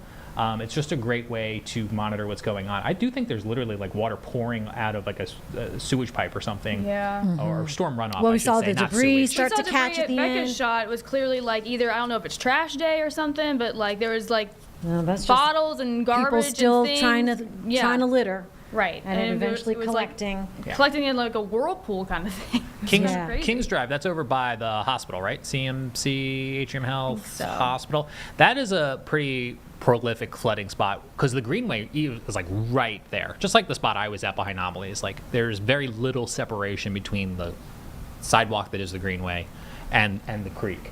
And in both those locations too, you're kind of like down in a, I don't want to say ravine, but like you're lower. The creek is lower there. So, so it really feels like a bowl. And now, did we set any records with levels? It was, I mean, I think Chris was talking about, did it crest around 12? I think it did crest about, but by the time I left there about 12:30, the water was slowly going down. Not dramatically, but I could see on the roadway kind of like the water had come up, dropped some debris, and was starting to come back down. Kind of like when you're at the beach and you can see like where the seaweed was at high tide. So it was coming down. Whether or not it set any records, I have not personally seen. I'm looking at the chat room now with National Weather Service and Emergency Management, but I think that's a fair question and something we can check on. Yeah, I mean, it was like I said earlier, it was a good thing that there weren't too many people out and about being too nosy, and you know, you saw those two ladies walk around earlier, so a good sign that people were at least trying to stay safe for the most part, as far as we can tell from here. I was very relieved. I didn't see anyone, for the most part, drive through the water. We saw a couple people quickly turn off, but I didn't see anyone who was like, yeah, I got this, and like go for it. I was afraid that's what I was going to see. This looks like some of the video I shot earlier. It is. Yeah, so I mean, I was relieved to see that no one really tried to traverse that water, and I was also relieved to see that it stopped short of some of those homes. The city crew that stopped by did say they were going to go drive up and down some of those side streets to go check, make sure that the water hadn't impeded any of those homes. You can see the force against yeah. those rails, Yeah. how strong it was and how quickly moving. You would spot a piece of debris or a tree branch, see how fast it moves downstream, and we saw a measurement just with Jesse's live shot earlier, how fast it moved up a fire hydrant, just kind of measuring and getting a sense of how strong this water is. Yeah, I was trying to use objects, this railing, Yeah, it made fire sense. hydrants, to kind of like measure how far out the water was going and how far deep it was going. But yeah, I think the gentleman that we talked to from the fire department, I think he was serious when he said, He was, yeah. stay out of the water, because I'm standing on a bridge. There's a non-zero chance that I or anyone else could fall off the bridge into the water, and that water was moving very swiftly, which is why I tried to stay back from the railing. We'd go up on the bridge when it was safe to do so, and then we'd move back down to the ground on the sides. Oh, okay. It's a lot. That was a lot. It still is a lot. It still is a lot going on right now. Oh, goodness. All right. We're coming up at 1:55 right now here on WCNC Plus. We have been covering live impact weather and the just all of the live images, radar, satellite view, those images that James shot for us on his phone. And we had Pierre, one of our photojournalists, join him. And these images are great, really just showing us and telling us the story. So I wanted to share something a little This is funny. not done. Oh, okay. So this morning, obviously things were moving fast and furious here, and we were supposed to have a phoner with Nick Carboni for Panthers training camp. That's right. Then James dialed in. We said we got to stick with this, whatever. I told Nick, got to cancel your shot. He sent me this photo and said, "What weather?" Soaked. What do you mean? What do you mean weather? What are you talking about? That is a good picture. It's I mean, he's probably like the mood for the day. That's, yeah. Hello. That pretty much tells us the story as well, doesn't it? All right. So things pretty intense, and we trust that things are improving somewhat out there by Sugar Creek. But if it is safe to do so, take a picture or take a video. Please send it to us. And send it to us, because like James, your images help us tell the story of what's going on. James, I have a funny story. okay, please go. So you guys saw how soaking wet I got. Yes. And so on the way back to the studio, I stopped at a unnamed clothing store and went to their clearance rack to grab some dry clothes. Okay. I am currently wearing $2 clearance socks that say Oh, Outcast on them. Like I did, like the band. Like the band. Like the- Yep.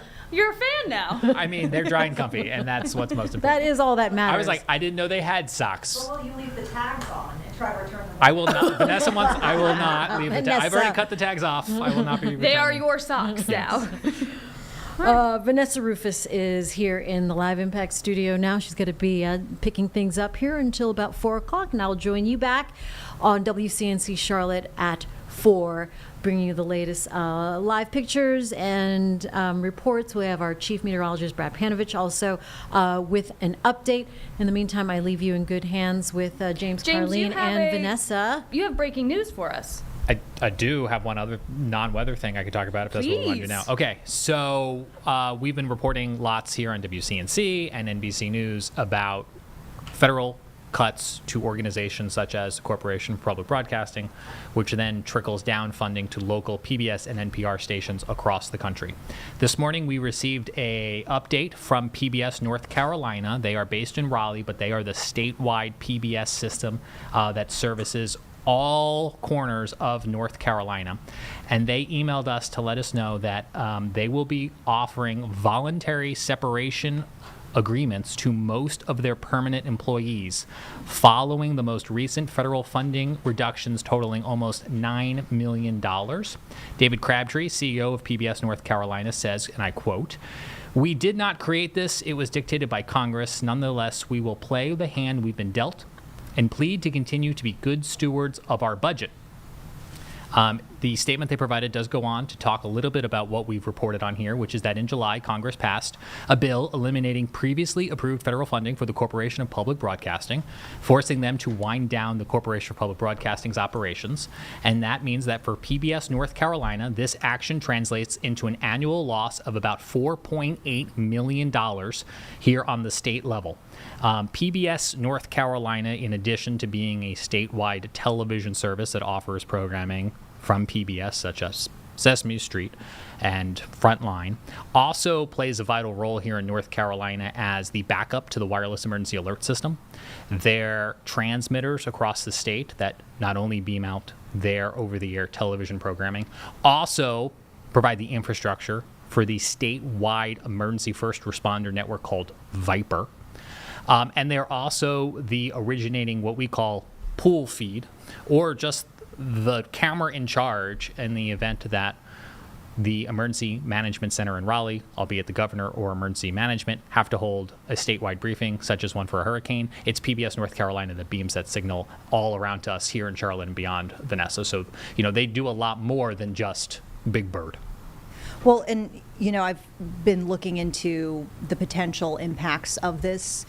And one of the things that we talk about is the fact, you talked about providing the crucial emergency information.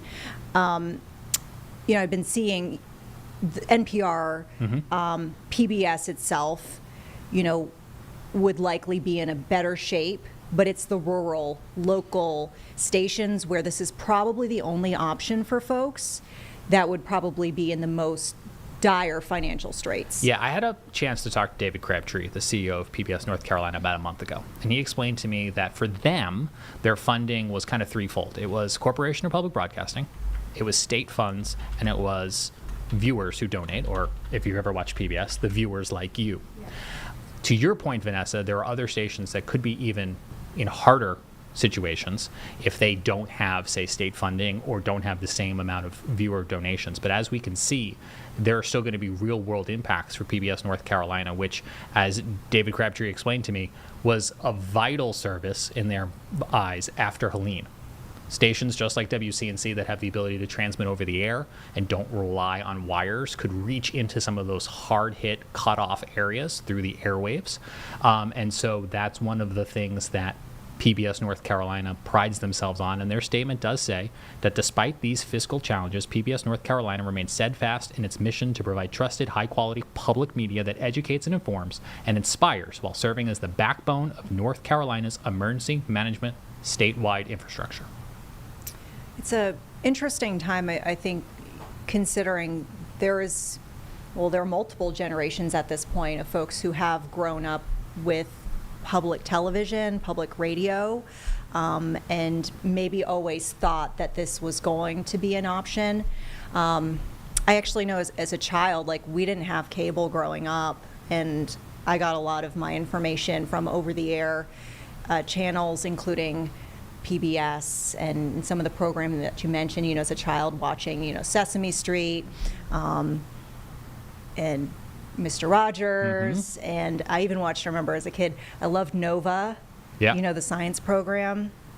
But I know that the funding, when we first were reporting on the Corporation for Public Broadcasting, the funding for that, we don't expect those programs to disappear overnight, but there was a big question mark. There's a big question mark. We can see here today that with PBS North Carolina's decision to offer voluntary separation agreements with most of its permanent employees, we'll have to wait to see who some of those permanent employees are that decide to take the leave, because in addition to some of the national programming that they offer, they did have local programming that they would produce here in the Carolinas.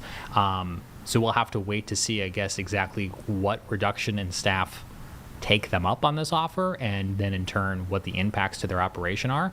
And it's probably worth noting that we're just talking about PBS NC here, but there are still possible impacts that could be seen with other public broadcasters.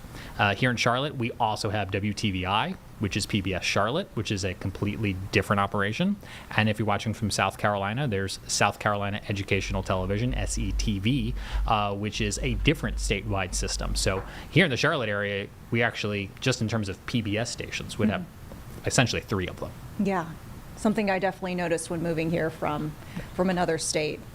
But we really appreciate those updates. James, I know that you've been speaking closely with folks over there just to kind of see what sort of impacts could be coming. So this is yet another development, and we'll be watching closely to kind of see, maybe how the community responds, whether there is an outpouring. We know that, I've just been seeing from various reporting that there are community members who do feel like they want to support more. I've just been seeing a lot of that commentary online, on social media. So we've seen, you see it from time to time, right? With public broadcasters, they ask for donations during fund drives, and it seems like ever since the cuts to Corporation for Public Broadcasting, they've all kind of gone into that fundraising mode. Yeah. All right, well, keep us posted, James.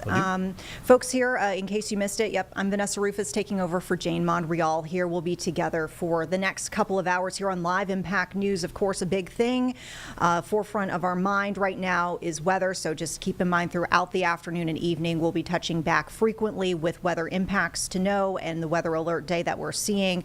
Certainly a lot of rain that folks are getting, flooding impacts, so we will be keeping you up to date on that, as well as other regional, other national news, and what we're seeing globally. We know that recently, as far as a national headline, Texas, what's going on with politics there, the state house, we can tell you that the House of Representatives there in Texas is set to reconvene today. They did have to adjourn Monday. They did not have the quorum. There was the whole, if you will, exodus of Texas Democrats, an attempt to try to prevent a quorum, basically a required number of lawmakers there in the room to vote on this redistricting, the redrawing of congressional lines there. And those Democrats, dozens of them, decamped to other states. Primarily, we saw Illinois, but also, I believe, Boston, Massachusetts, and Albany, New York were other locations Democrats had gone to in an effort to prevent the quorum. At last check, we did see, at least as of yesterday afternoon, civil arrest warrants issued for those Texas Democrats. Their colleagues, the Republican colleagues there in the state house, issued those warrants. They voted on that. We know that because the Dems are in Democratic states, the governors there likely will not be complying with the arrest warrants and the calls to send the lawmakers back to Texas.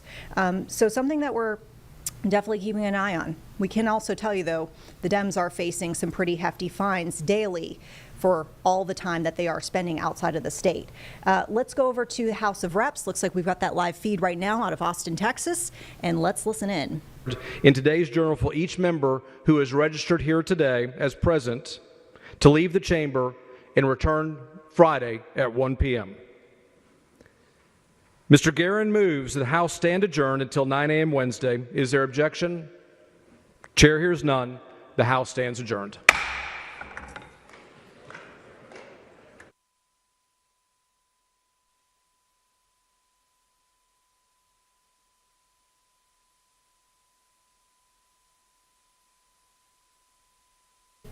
Okay, well, that was short and sweet, folks. Given the fact that you saw the adjournment there, it seems like all of the business that could be handled, if any, was handled today, and we will watch to see what happens out of the Texas State House going forward. Of course, we mentioned weather impacts, forefront of mind today. We've got new reaction from folks around Sugar Creek, an area that is seeing some pretty notable flooding right now. Video that we're looking from that area. We also have what neighbors are sharing with us about the impacts that what they're seeing. Let's go ahead and listen into some brand new reaction tonight. We're over here by like Park Road and by the shopping center. My fiance woke up at like 8 o'clock and it was probably about like not even halfway up the pole of where that sign was, and I got up and I came out here and it was a little bit lower, and now it is awful.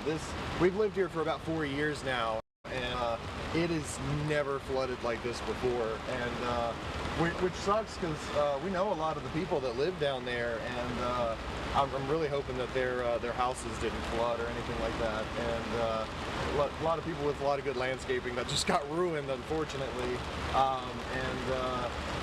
yeah, hopefully it doesn't come up any higher than this, but stay inside, stay safe, yeah, hopefully it doesn't get much worse. But I think it's supposed to rain till like 6 o'clock or something like that. So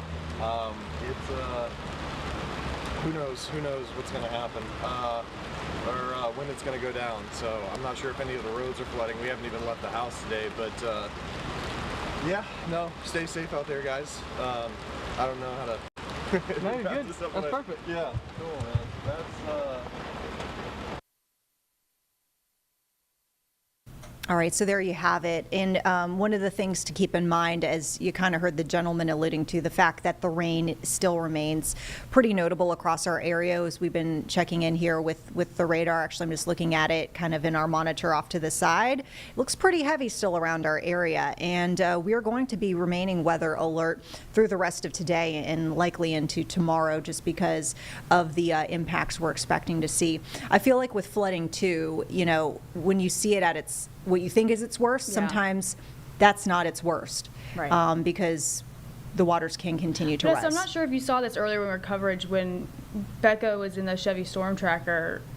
Obviously, there was a driver who went around the tow truck. Oh, like yeah, this whole. Did you see this whole video? Basically ignoring officers, Yeah. and I mean that is some really deep water. I mean, Even for an SUV, that's deep. That's deep.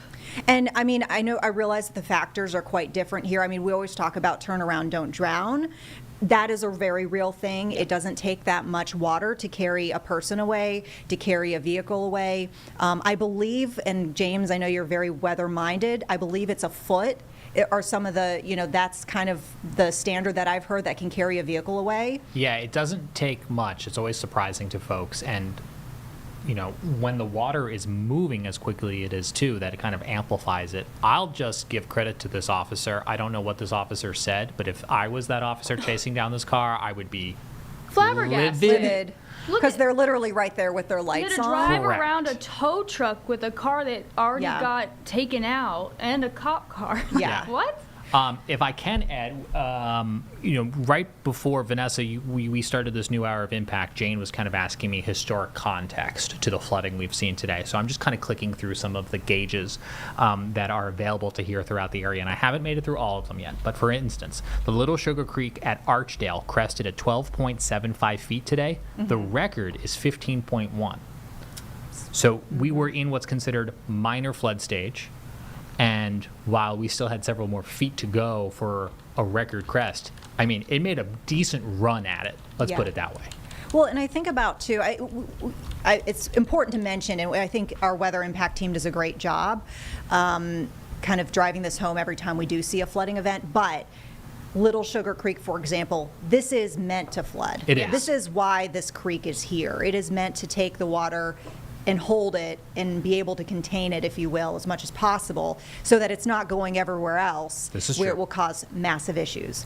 That said, and I think about, you know, not too long ago, you know, several days back when we were in the midst of our tsunami alert coverage, you know, Brad and I were sitting here talking about how some of the tsunami alert levels, if you will, like the expectation of the water rising, were between 1 to 3 feet, which we sit there and go, I mean, that kind of doesn't sound a lot, like if you're just not thinking about it, if you're just very surface level about that, but 1 to 3 feet of water where it's not supposed to be is a major issue. Especially if you think about it like in your basement. Correct. On your body, Of up to course. your knees, Of up to course. your, The location I was at behind Amelie's, the Park Road Shopping Center there, you know, to your point, Vanessa, is a known floodplain. Yeah. So they've been buying back the homes, and they're just empty lots where there used to be homes, because as we saw today, it flooded.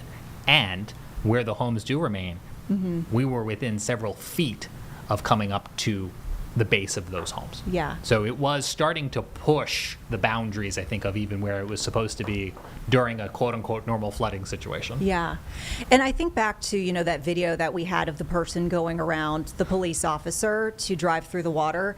And I kind of was going down this thread and then I got sidetracked mentally. That was my fault. But, you know, living in Florida for quite a bit, we dealt with flooding quite a bit since we're basically right there at sea level. Doesn't take too much, and some neighborhoods where I lived in Tampa for it to flood. The factors are a little bit different, but some of the things that people don't think about, other than the danger of that, to what could happen to your car being carried away or you being carried away, what's in the water. Yeah. And in Florida, we had that issue with the salt water where it would trash your car. Oh yeah, it would And tear up your car. Like I said, here in Charlotte, That's not don't really the think that's a factor. thing. I can't say for sure. Charleston's the same way though. Yeah. Yeah. The downtown floods. I mean, it takes just a little bit of Yes. rain, and all of a sudden downtown's flooding. You see, College of Charleston kids or whatever. They'd be out there in the canoes or on the surfboards. I'm like, you do not know what is in the that water. And I mean, we're not even talking about critters. No. Bacteria. Gross, You can have like, an open trash, cut on your sewage, toe and end up with something super infected a couple days later. And speaking of Charleston, I'm glad you brought that up, Carlene, because I remember being deployed to Charleston a couple years back for Hurricane Ian and having to cover that. And yes, Charleston is an area where they flood. I was told, residents told me, because when I was going around interviewing folks, they're like, oh yeah, we're so used to the flooding, even when it just rains lightly. But of course, with Ian, there was a whole lot of flooding. And the thing that kind of just blew my mind as well was not just the people that continued to drive through the downtown while the roads were flooded, which, we talk about the issues for being carried away, but it was also pushing the wake of the flooding into the front doors of houses that were Historic abutting the homes. roads. Yeah. So you're just kind of used to it, unless you're from out of town. You go in there and it's like it's this huge. I mean, just a couple inches of water and all historic downtown is shut down. Yeah. Now, I've been continuing to check some of the gauges in our area, and while we're seeing considerable or comparable relief here in Mecklenburg County, outside of Rock Hill in York County, the big Dutchman Creek at Rock Hill, we can put this on the screen, the water is continuing to come up there. So here along the big Dutchman Creek in Rock Hill, we're at 11.09 feet. At 11 feet is considered minor flooding, so we've entered into the minor flooding stage. The water is continuing to come up. The record at this location, Vanessa, is 12.7 feet. So we got about a foot and a half, foot and 3/4. Yeah. As we're continuing to watch some of these areas continue to rise. You can see the chart there on the right-hand side of the screen. That's exactly what I'm looking at. And so the National Weather Service and emergency managers in York County are continuing to communicate. I'm actually looking in a chat room right now, and York County says they're continuing to see small flooding of some minor roadways. They've not had any rescues at this point, which is good news. The rain seems to be calming down a little bit, and they're continuing to monitor social media and their 911 call center if anything were to change. But it's good news to hear so far that they've not had any water-related rescues in York County. That's good to hear for sure. And I think about this too, and I alluded to it before, earlier this hour, the fact that sometimes you don't know exactly where the water is going to stop in its crest. And, and I apologize for always going back to Florida, but That's your point of reference. So it's my point of reference for a lot of natural disaster type situations. And you could always look at the tides, for example, to kind of get an idea of, okay, maybe with the high tide is here and we continue to get this much rain, maybe we're going to be around this area.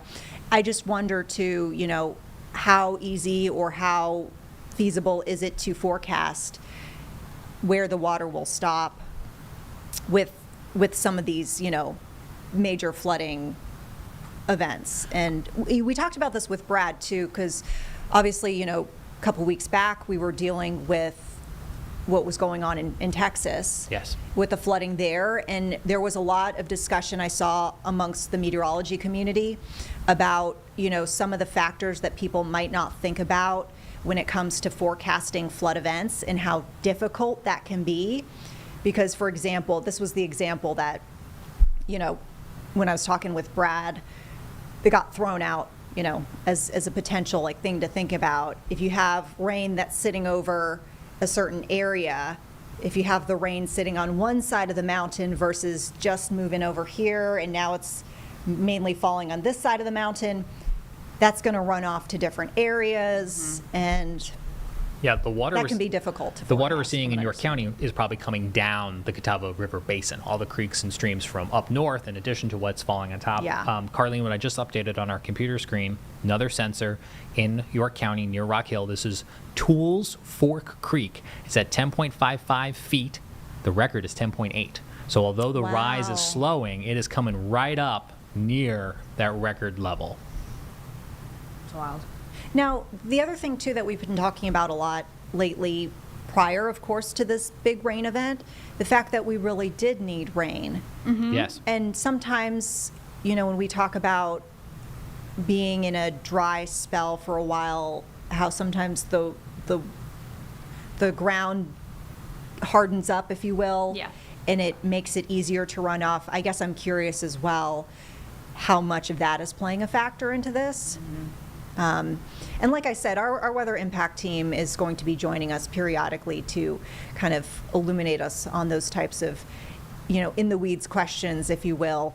I do have a new video for you. If you want. Okay. Sorry, I just before we get into something new. Sure. Paul Thorson and Becca Birdsall, they were out in Steel Creek. This is you're about to see fish. Oh man.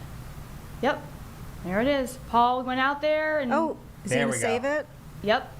He did his duty. Good for Paul. Good for Paul. Thank you, Speaking of Paul. great staff members from Look Florida. at that. Yeah, right. Yeah, he's a Florida guy too. Yeah. Yeah, from Tampa as well. We did not work at the same station, but yeah, he was. I think he was probably there when I was there as well. So, our good deed for the day, Paul Thorson. But we just in that shows in itself. I'm like, there's fish on the road.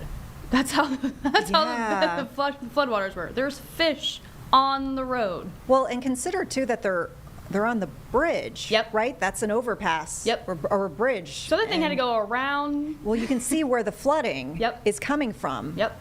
It's basically coming up from around the start and finish of the bridge, if you will, like the two ends of the bridge, and then filling in with all sorts of creatures. Yeah. Speaking of things that you might not think about. That's in the water. What's in the water. Of course, right now that's a harmless fish.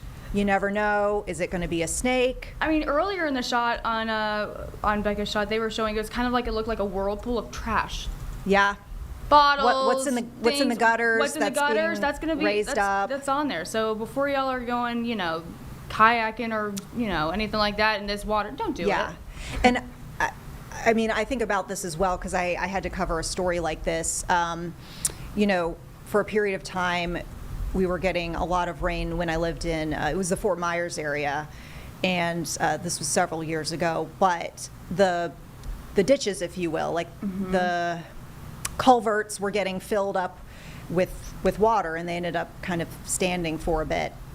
And there was a young child who was in kind of I'd say like a suburb of that Fort Myers area, if you will, and was trying to think about the term, but he was kind of like skidboarding, if you will. Yeah, with a thin, like almost like plywood looking board. Yeah, not like a surfboard, but just like kind of skimming, if you will. And unfortunately, he was skimming in these like gutters that were filled with, runoff from rain and such. And unfortunately, the water went up his nose. And he got one of those brain-eating amoebas. Oh my gosh. And we just had that story out of South Carolina. Yeah. And just so it's very rare. Like this is such a rare situation, but it's one of the most, I'd say, unfortunate situations when they do happen. It does because happen. Nearly every single time it does unfortunately end up becoming a fatal case if it goes up the nose and into the brain. But this is an issue during warm seasons and. Sorry, you can see our weather team is getting set up. You're getting ready here. We're transparent here. But yeah, the warm, stagnant water, poorly kept pools, ditches, drainage ditches full of water, lakes in some situations that can be a safe harbor for these organisms. So I just always think about what's in the water and just using a little bit of caution. All right, folks, you saw our Chief Meteorologist, Brad Panovich, just join us here in the Live Impact News studio. He's still getting his equipment set up, but we had a couple of questions that we were kind of just musing about before you got in here, and we're like, oh, I wonder, what the answers could be. Really great to have you, because this kind of piggybacks off a discussion you and I had before when we were talking about the Texas flooding and how it can be difficult to forecast flooding sometimes. So I'm just wondering, how difficult is it in our situation here, and if are there any factors that you're keeping an eye on? Well, one of the things, unfortunately, we deal with a lot in the Charlotte area, I think people got to realize we're a very flash flood prone city, mainly because of our topography, which is the terrain. And I know people probably in Charlotte thinking, there's not much terrain here, but if you've ever walked or biked in this city, you realize there's a lot of ups and downs, and there's a lot of creeks. I mean, there's creeks everywhere, and these creek basins are very flashy, we call them, meaning they go up quickly, they come down quickly. And the other factor in the Charlotte area is no surprise to anybody. We've been booming population-wise. There's development everywhere. And what development does, it creates a lot of impervious surface. So that's concrete, that's steel, that's roofs, that's all the stuff that doesn't soak in the moisture, so it runs off even quicker.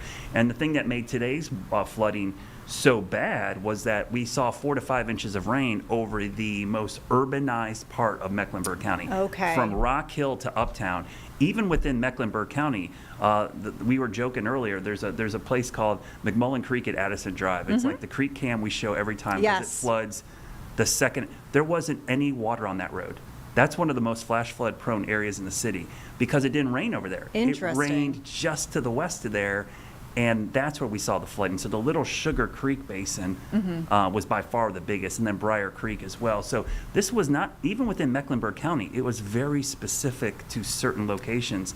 Northern Mecklenburg County, it rained, no flooding.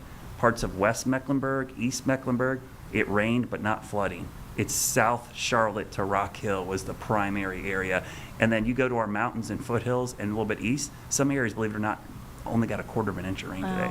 So the isolated nature of this made it pretty difficult to forecast, and just bad timing on location. Morning commute right over the urban corridor. So it was not a great spot to have flooding today. Yeah, and I think you kind of answered one of the other questions that I had earlier this hour on the stream. I just kind of mused about, I know we had talked about how dry it's been. Yeah. And sometimes, I hear when we talk about drought coverage, where sometimes that can harden up the ground and cause some issues. Yeah. So I was just wondering if that was playing a factor, or if it was purely just the fact that it was over the urbanized area. I think it was just the amount of rain, because I'll tell you what, I was looking at stats here. Now officially at Charlotte Douglas, just another perspective, Charlotte Douglas International, our official reporting station, I say only 2.5 inches of rain, 2.50. I say only because Collinswood Elementary School, just south of here, 5.12 inches of rain today. Whoa. But the reason that's important, that the official gauge at the airport, 2.50, that's the biggest rainfall in a calendar day for all of 2025 so far. The previous was only 1.5 inches. Wow. So, and here we are, it's not even dinner time, basically. So I'm going to bring up, I don't know if you can grab Weather 1 there. Weather 1? Sure. Yeah, let me see. I'm going to show you the totals. Luckily, Lily, our intern, was putting together the totals. We were trying to pull some. So these are from the FINS gauges. If you're not familiar with these, Stormwater Services has these gauges all over Mecklenburg County. So we have really good rainfall data. So here's a quick look. There's that column. Well, it should be updated here in a second. But we're up to 5.12 there now. Uptown, which is CMC Main there by Little Sugar Creek, almost 4.25. Camp Thunderbird down near Lake Wiley, almost 5 inches of rain. So you could see some of these totals. They were really, really high today, and most of these fell in an area that was just very susceptible to flash flooding. Let me show you that corridor here. I think this map kind of illustrates how isolated this was. So this is going to be our rainfall estimates, and you'll see this plot here. It's taken a really long time to come up here. You'll see this little corridor basically from York County up into southern Mecklenburg County, about 4 to 5 inches. So even within our county, it was really isolated. And I'll show you the official gauges, which are at mostly airports, just to give you some perspective here. Now Concord did not get 0, their gauge is broken. But look at like Wadesboro, 0.2, Rockingham, 0.13, Morganton, only 1,500ths, Boone, only 700ths. So this was incredibly isolated and really confined to the Charlotte metro area and York County. So it was kind of a unique setup to have that happen. And the other thing that we made today unique not a single lightning strike or thunderstorm. Yeah, This was wow. all stratiform rain, we call it, and it wasn't a tropical system. So we saw all this without a thunderstorm or a tropical system, just the shield of rain over this cool wedge, and temperatures in the 60s. Wow. Now, the other question that I had earlier regards how, we would estimate Yeah. where the peak of this flooding will happen, Mhm. because I know, and I brought it back to Florida where we talk about flooding, but it would be a different kind of factor in that we would have tides there that played Yeah. a really big role living, in Tampa. So, like, what here what do you look at here in the Carolinas? I So guess is what I'm saying. the basins are all pretty well defined, and so most of our water is going to be draining into the Catawba chain. So in South Charlotte, most of this is draining south. So if it rains a lot in Uptown, it might be a couple hours before that rain gets down to like Pineville or Ballantyne or even Rock Hill. But the problem here is that we had a lot of rain in Rock Hill as well. So parts of Lake Wylie and the Catawba coming out of Lake Wylie there is getting water from York County draining in and Mecklenburg County draining in from the north. So there could be some rapid water rises still happening down there. And then the Catawba is likely going to stay pretty high south of the dam. Typically, that's controlled by how much water's out of Lake Wylie, but a lot of this is flowing in below the dam on Lake Wylie. Yeah. So we could see. So I don't know if you can bring up my weather computer here, or my laptop, but this is the stream gauges here. So the stream gauges are going to show you all the gauge. There we go. So you see all the color coding there. It might be hard to see, and I'll zoom in. But everything that's green is not flooding. The only creeks that are flooding are going to be yellow and orange. And notice how isolated they are. Yeah. And you can kind of see this corridor in Charlotte. But this one in Rock Hill has my attention because it's the Big Dutchman Creek. It's in Rock Hill. It's very close to the airport where we saw a record daily rainfall. It's actually close to a record crest, 11.45 feet. And I'll make this bigger. Hopefully we'll see. We can see this here. Well, I can't make it bigger. It's actually about 12.7 is the max, the totals there. So we'll see if it's, there we go, there's full screen. So you can see the total there on the right. We're up to 11.45. It looks like it's crusted though. It looks like it came down. So, Okay. But the record was 12.7. And I'm trying to think what year that was. That might have been Florence, to think about it. Another creek I've been watching is the Little Sugar Creek near Archdale. The nice thing about looking at these, you can tell too that these have crested. So, whoops, there's a flood advisory there. And what I mean by crested, we'll look at the full screen here. Notice how it's gone up, but it's already starting to come down. So we've actually dropped quite a bit. We went from minor flood stage back. So that's what I say about these creeks being flashy. They flood quickly, but they recede almost as quickly. So a lot of this water is going to go down fairly quickly. So as much rain as we saw today, I'll be honest with you, I'm surprised we didn't see more flooding. Oh, wow. To think that we saw 4 to 5 inches of rain, and I was talking with the emergency manager here in Mecklenburg County. I called him on the way to work. He actually gave me a call, and I asked him, I said, hey, have any structures or anything? He says, yeah, we've had a couple, but he basically said it was nothing that doesn't normally flood. So he was actually surprised too. He's like, I would have thought we would have had more. His biggest concern was we had a lot of road flooding and a lot of street flooding, and people were driving into water. And he says that was their biggest issue, was blocking roads off, because there was a lot of water in roads, not so much in homes, Yeah. which is good. And Mecklenburg County has spent a fortune through grants and other means to buy houses out of the floodplain. Our greenways, which are amazing, I love our greenways, but they're meant to flood. That's where we want the water to go. And so the reason they've spent so much time removing homes out of the floodplain was to create these beautiful greenways so that when there is a rainfall event like this, it floods in the greenway. You can't go down there because it's very dangerous. The water's flowing, but we want the water there and not in people's homes. So in many cases, this is a success story, I can spit it out, for flood mitigation, because you're using the greenways to divert this water and not put it into people's homes. Yeah. And probably a good reminder too for folks to know their flood zones, or even just look before they buy a place to Yeah. see what Oh, it and- looks like there. Yeah, and they potentially. have a great interface on their website. The MECGIS site has all the floodplains. So if you have friends or family who are looking for property, or they want to buy a house, that would be the first place I would go look to check out an address. And a lot of folks only look at the 100-year floodplain. I would look at the 300 and 500-year floodplains. because these floodplains change almost every year because of development. Floodplains aren't static. So as development happens around you, you might be out of the 100-year floodplain, but because of runoff, you could go into a 100-year floodplain without moving your house because of what's happened around you.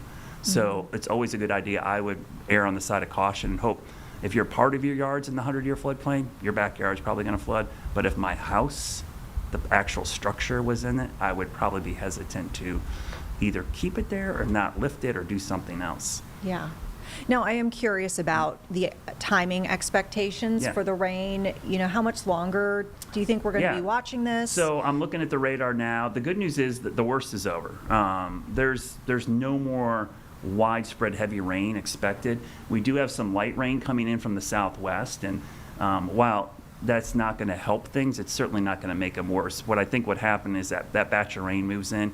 It's likely just going to keep the creeks and streams from receding as quick as they normally do. So it might keep them at an elevated level longer than they normally would. But we're not anticipating rainfall amounts anything like we saw this morning, and really a bit of a shock to see 4 to 5 inches. 2 to 3 inches probably would have been my max thought of what could have happened today over the entire day. To see 4 to 5 inches happen just in the morning hours was a little bit of a surprise, and it really did happen in probably the worst possible spot. If that happens anywhere else over rural areas where the runoff isn't as exaggerated as it is in the city, then we probably wouldn't have had as many issues. Yeah, and I have to go through my phone to find this, but I do remember that weekend where there was a lot going on in Uptown, including, I believe it was the Kendrick Lamar concert, Yes.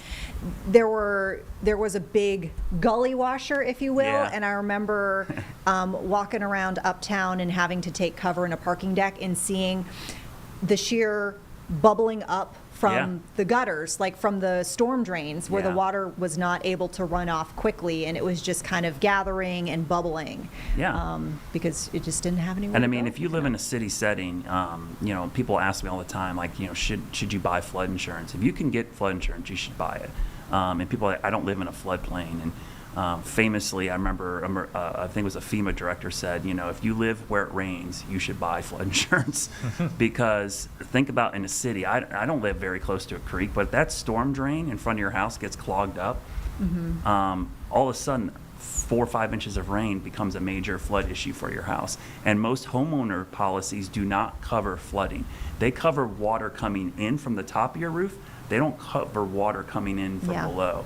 So if you have flooding, even if it's from a water main break or a backed up storm drain out in front of your house, your homeowners isn't going to cover that. So, and the good thing is, if you're not in a floodplain, the flood insurance is super cheap because you're not in a floodplain. So we're talking, I think on average, like less than $100 a year if you're not in the floodplain. If you are in more susceptible areas, then the rates go much higher. And they have found like 50% of the federal flood insurance claims are coming from people that are outside of the floodplain. So that should tell you how this is becoming a wider issue than just living next to a creek or stream. Yeah, I mean, it's definitely a topic that we talk about. You know, I feel like maybe a lot more lately, just in the larger discussion about insurance these days, and the bigger questions and dialogue happening over the types of natural disasters that we see and to which scale that we see these natural disasters, and so it's always something to kind of like, I guess, just do a lot of research on in general. Yeah, this summer has been like the summer of flooding. I mean, it's been across the whole country, and there's stats I could show you, the number of flash flood warnings, but also the precipitable water, which is a metric we look at for the amount of moisture in the atmosphere. You know, in July, most of the East Coast had its most humid July on record, meaning there was so much moisture in the atmosphere. So when we're getting these rainfall events now, they're producing a lot of rainfall in a short period of time. And that was the one thing I noticed yesterday going into this that kind of caught my eye, but didn't think much of it. We had 2-inch precipitable water values with this, so that's a metric that is pretty high. That's like tropical system type precipitable water. But looking at the setup, we had stratiform rain. We thought this would fall over a longer period of time, and unfortunately, we saw that band set up right over Charlotte, and it ended up roughly doubling the amount of rainfall that we probably would have normally saw if there wasn't for that much moisture in the atmosphere. So it was really a factor of how long it sat over us. Yeah, and it slowed down. I was talking to Chris Mulcahy when he left. He says, yeah, he was watching, it was moving pretty good, and then it got up to Charlotte and it started slowing down. And It liked what it saw. It yeah, wanted then to it was hang like, out for a bit. this could be problematic. 'Cause there's several ways to get flooding. One is too much rain too fast, I think people get, but it's also duration, and then what is the surface like? Is it saturated? Is it hard packed like desert flash flooding, or is it an urban setting like we had? So we had a couple factors come together. We had a lot of rain in a short period of time. We had the length of rain, but it also fell over an area where there was flash flood risk to begin with. So the combination of all those. The only thing that helped us was we are in a drought, is that there's more rooms in the creeks, streams, and lakes to hold the water. The problem is the water's got to get there first, which is the flash flood part. Right. It runs off to get to those areas. So even though they can hold all that water, it still had to get there, and that's where we saw the flooding. Yeah. Well, we know that you probably have some more data to gather, because I know Yeah. you usually put a lot of information out on social media, and of course you're gathering information for our viewers here on WCNC Plus and on TV. So I want to let you go. I don't want to Yep. monopolize your time. Yeah, we'll see at 4 o'clock. We've Yeah. got some great video today of people. Thanks everybody who sent video into us as well. The Near Me feature on our app is a great resource to send us, and it does help people respond. Unfortunately, we saw a lot of people driving into water today. It's not that we're trying to shame them. I think it's a good lesson for other people to see and say, hey, don't do this. There's a reason why we tell you not to do that. So it's probably the one thing in my career I don't think we'll ever see an end to. I don't know how many times we tell people turn around, don't drown. Yeah. And people still do it. It's just, I don't know what it is. It is a weird thing, but people, they just do it. And I think it's a risk assessment thing in people's minds. They don't understand what the risk is, so they just do it. And the other thing is sometimes their job might be on the other side of that water, or their family, and so we always don't know why they're doing that, but maybe they're like, I want to risk this because I have to get to the other side. Yeah. But always heed the warnings. I mean, Yes. it's for safety. Yeah. You don't want to put other people at risk, and that's what you worry about, is having first responders having to risk their life to go get you out of there. And so it's one thing to take your risk yourself, but when you put other people at risk, that's where there's a problem. Yeah. And unfortunately, we see in a lot of cases that does come to fruition, Yeah. where somebody thought they didn't evacuate, they went into the water, whatever the situation was, and then firefighters had to Somebody's go in, got to police come and get officers, you. yeah. I think we have these big vehicles now, and everyone thinks I'm in an SUV or a truck, I can get through this. It's like, water will hummel you real quickly. And second that water gets over a tailpipe, your car's done. It's stalling immediately. Yeah. So don't think about how tall your tires are. Think about where that tailpipe is. Because even these big trucks, the tailpipe's lower than the undercarriage. As soon as it goes submerged, your car now is going to stall. So that's why you ever see the trucks that have what they call them snorkels. Those are the high water vehicles, the snorkel, because they put the exhaust up high so it doesn't get submerged. If you don't have that, don't be driving into water. Yeah. Well, and the other thing, I brought this up earlier, in Florida, we'd have to deal with the salt water there, and people that don't ruins think your about car. how Yeah. that will get up into your undercarriage, and that is like a whole different corrosion level that you don't want to deal with. So Yeah, that's for sure. Yeah. All right. Brad, thank you. Come and join us again if you feel like you've got something to hop in with, but otherwise we will see you at 4 on WCNC Plus here. We have underway for you right now here on Live Impact News, folks, a feed from the State Department. We have spokesperson Tammy Bruce addressing some of the major topics of the day from a State Department level, so likely some international relations talk. Of course, we know Gaza is a big headline that a lot of folks are focusing on right now, so let's listen in to see what she's talking about. What I won't do is get ahead of what the president will decide about what he's heard and the actions that he will decide to take. He will, obviously, he'll make that known to everyone.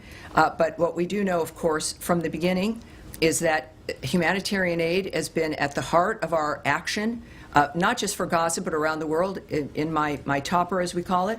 I mentioned, of course, our current standing with the Philippines and assistance there. But we do know, of course, just as a reminder for people who might not know, Special Envoy Witkoff spent over 5 hours inside Gaza this last weekend to assess the situation and to begin planning the best way to deliver urgent food and medical care to Gaza. And while we don't have anything to announce at this point, obviously it's rather early regarding the end result of that, that still remains our priority. All right. Yes, sir. Thank you. Also on Gaza, Yes. the Free Beacon reported last night about mounting concerns about the Red Cross and its failure to assess the Israeli hostages that are still being held there, especially after Hamas's latest videos came out. Folks I spoke to said to me that are actually looking at reassessing the U.S. relationship with the Red Cross because of this. So I wanted to ask you, one, about that. Is that an option with Congress to reassess the Red Cross's position over there? And two, what's your assessment of their job they've been doing in terms of accessing the Israeli hostages and providing them what appears to be much needed medical care? Well, I won't speak about the Red Cross or Israel's reaction to that. There's certainly many moving parts. We know that that is part of the nature of what Hamas tends to do. I believe that there were some requirements for them to allow that, but I won't get into those particular details. Obviously, though, with what we've seen with those videos, I've referred to Hamas as monsters in this room. They are clearly a terrorist group. Their main support has been Iran, and they are on their heels now. Clearly, the Middle East is changing, and it is a change that President Trump has asked to be one that is a reflection of new ideas, of having this be a durable peace, not this vicious circle of it happening several times during each generation as though this was some new normal. We reject that. It is clear that the time is now to make the difference it is about, of course, the Israeli people.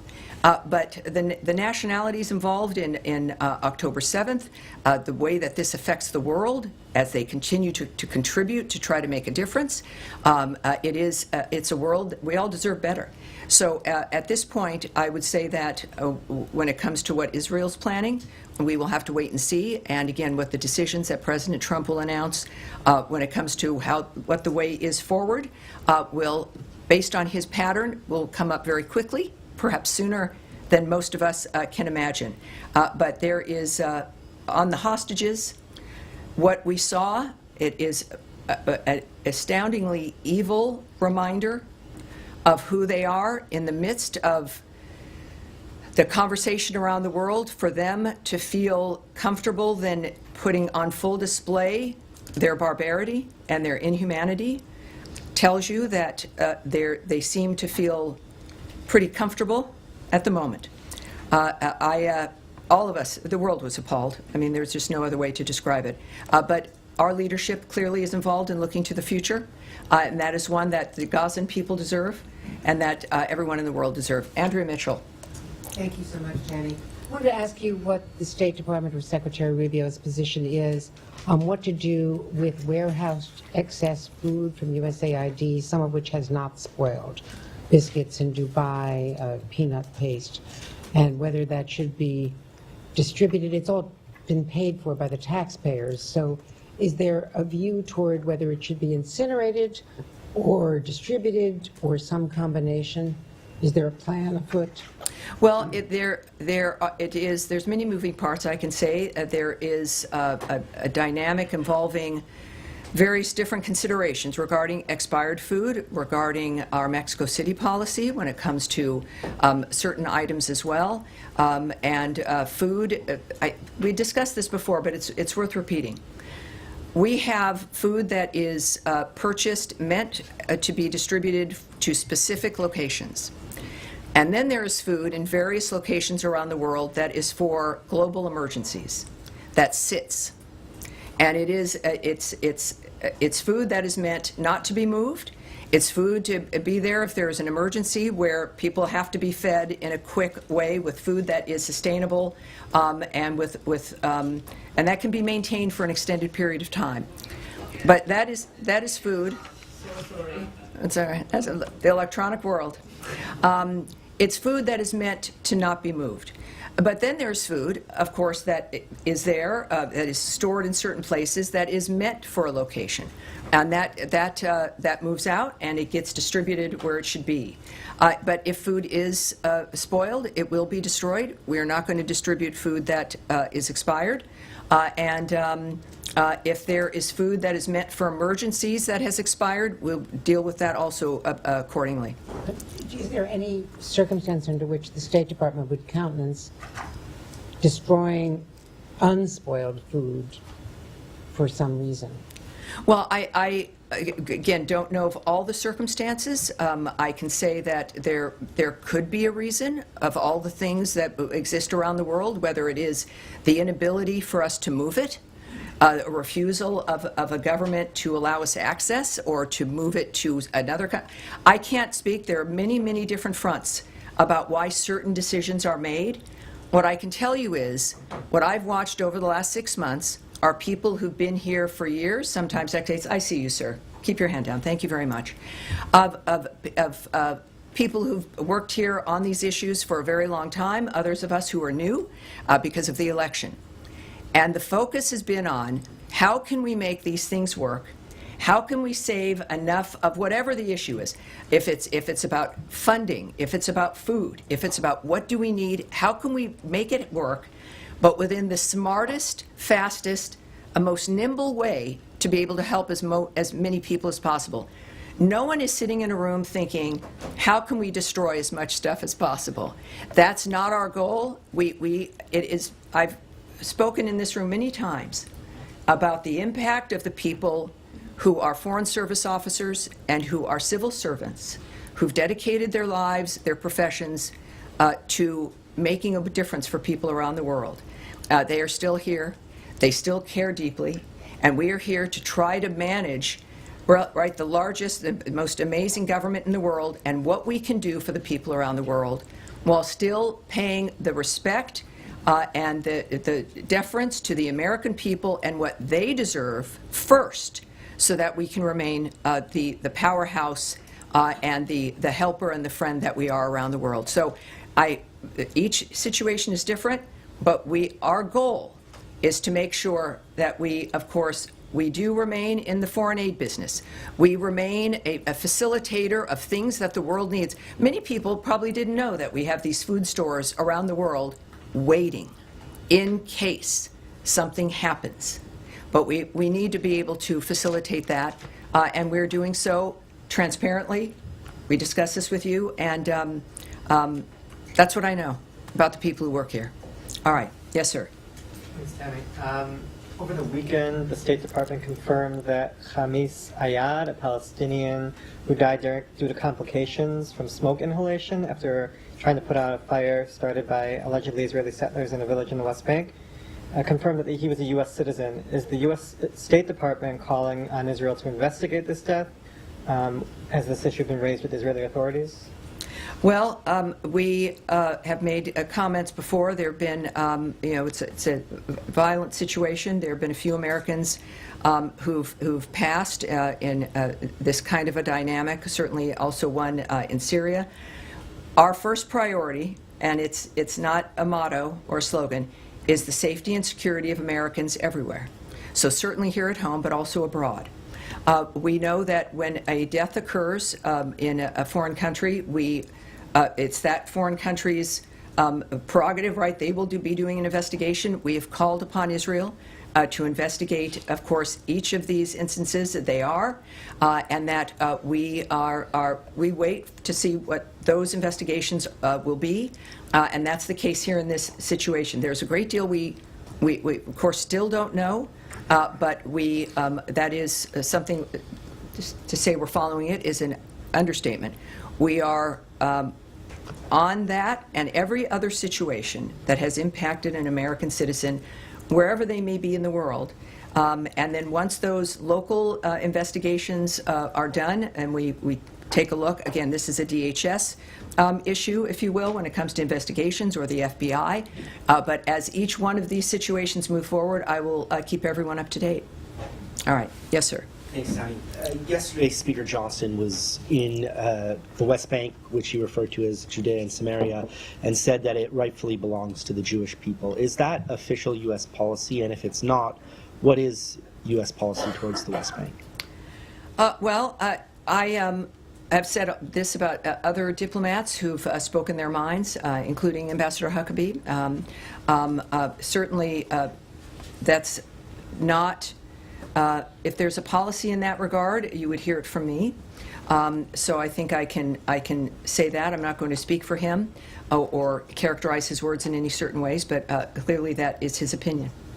But it's not the opinion of the U.S. government? Well, I'm not going to speak about opinion of the government, and if there's a policy regarding the status in any region of the world, but certainly in the Middle East, I would wait to hear it from Secretary Rubio and President Trump. All right. All right. Yes, sir. Alec? Special Envoy Witkoff's upcoming trip, Nadia, please, go ahead. Special Envoy Witkoff's upcoming trip to Russia. How much you guys are hoping to achieve, given the fact that there are reports that Russia is not, prepared to give up their claims other than partial ceasefire? Well, first of all, the President has noted, of course, that Special Envoy Witkoff will be traveling to Russia this week, so we can confirm that from this podium. What that will entail, I have no details for you. And as you know, this is happening in front, ahead of forthcoming sanctions on Russia. Can you fill us in on... Well, are you saying that, are you declaring for the United States government there's going to be more sanctions on Russia? I'm not sure. I would say I would need to hear that from President Trump. When it comes to, clearly the President's not happy with Mr. Putin and Russia, but he remains committed to diplomatic solutions. I would say that we've also seen a remark, perhaps a reflection of possible secondary sanctions regarding the sale of oil. People who are countries that are buying Russian oil, and that has been openly discussed by the President. But when it comes to things that are decided, we would wait for the President to say that. On that line, Tammy, do you have any response to Indian Foreign Minister's statement saying that they are not going to change their position on oil purchase from Russia? And adjacent to that, Ukrainian leadership today announced that they actually flagged India-made parts that they found in Russian drones. Do you have any reaction? Well, again, I won't speak for what the President would think about those things. We do obviously have Envoy Witkoff going to Russia. We are committed on that end. I will not characterize or remark on another nation's comments about what they will or will not do. I can barely do that here. But I do know that, of course, President Trump understands the entire field. And he has made it very clear he doesn't like what's been happening. He is a man who is a humanitarian. He has spent all these months now getting people to the table, finding a solution, but he's a realist, and when he says something and you can see where he's moving, he's very transparent. That is the voice that you need to hear from. So he is the guiding hand, and when it comes to what Russia is doing and those this war on Ukraine, it will be up to President Trump about how to respond. All right? Yes, at the end there. Tomorrow, August 6th, marks 80 years since the United States dropped the atomic bomb on Hiroshima. The U.S. ambassador to Japan will also participate in the event in Hiroshima. Do you have any comment on that? And what is the current administration's basic policy on nuclear weapons? Thank you. Yes, I do have a remark on that. Thank you, sir. So for tomorrow, 80 years ago, the United States and Japan concluded a devastating war in the Pacific. For 80 years, the United States and Japan, however, have stood shoulder to shoulder to safeguard peace and prosperity in the Pacific. Tomorrow marks a solemn day of reflection and remembrance as we honor the people of Hiroshima and their enduring message of peace and hope. For 80 years, their resilience has inspired the world, and their spirit of reconciliation has strengthened the U.S.-Japan alliance and our shared commitment to peace and prosperity. Today, our two nations stand together as close allies, facing the future with unity and purpose. By embracing the promise of possibility, we have forged a partnership that serves as a beacon of freedom and progress for the world. It is, if I may just add, that it is a perfect example of the nature of what can be accomplished with two nations when we work together, and the nature of friendship, the beauty of Japan, and the fact that we can stand here 80 years later and speak to that. I appreciate. Thanks for being here, sir. Yes, Thank Mike. you, Tammy. On Gaza Humanitarian Foundation, Special Envoy Witkoff had his tour inspection of GHF sites last week. We were initially told when the U.S. came aboard as a financial sponsor of GHF that there'd be an ongoing review, essentially to determine if the money is being spent in a wise manner. So a month on now, I guess, or a little bit more, can you point, I mean, beyond just the number of meals, and I know you say it's never enough, can you pinpoint down to a more micro level, A, B, and C is working really well, D, E, and F are areas of concern? Can you get into that assessment? Well, you at know, all? I really can't. GHF could get into that, but I know the numbers get to be so big, it becomes something maybe that's not of interest, but it's over 1 million meals that have been distributed. I think that matters, the people that have been able to have those meals. And yes, he mentions the fact that it's never enough, because I remind people we don't expect it to be enough. And that's why we work to change the situation. I can refer you, though, also, again, to Special Envoy Witkoff's approach and his attitude, is that the visit was to make that determination about what else needed to happen in a framework that could be enough.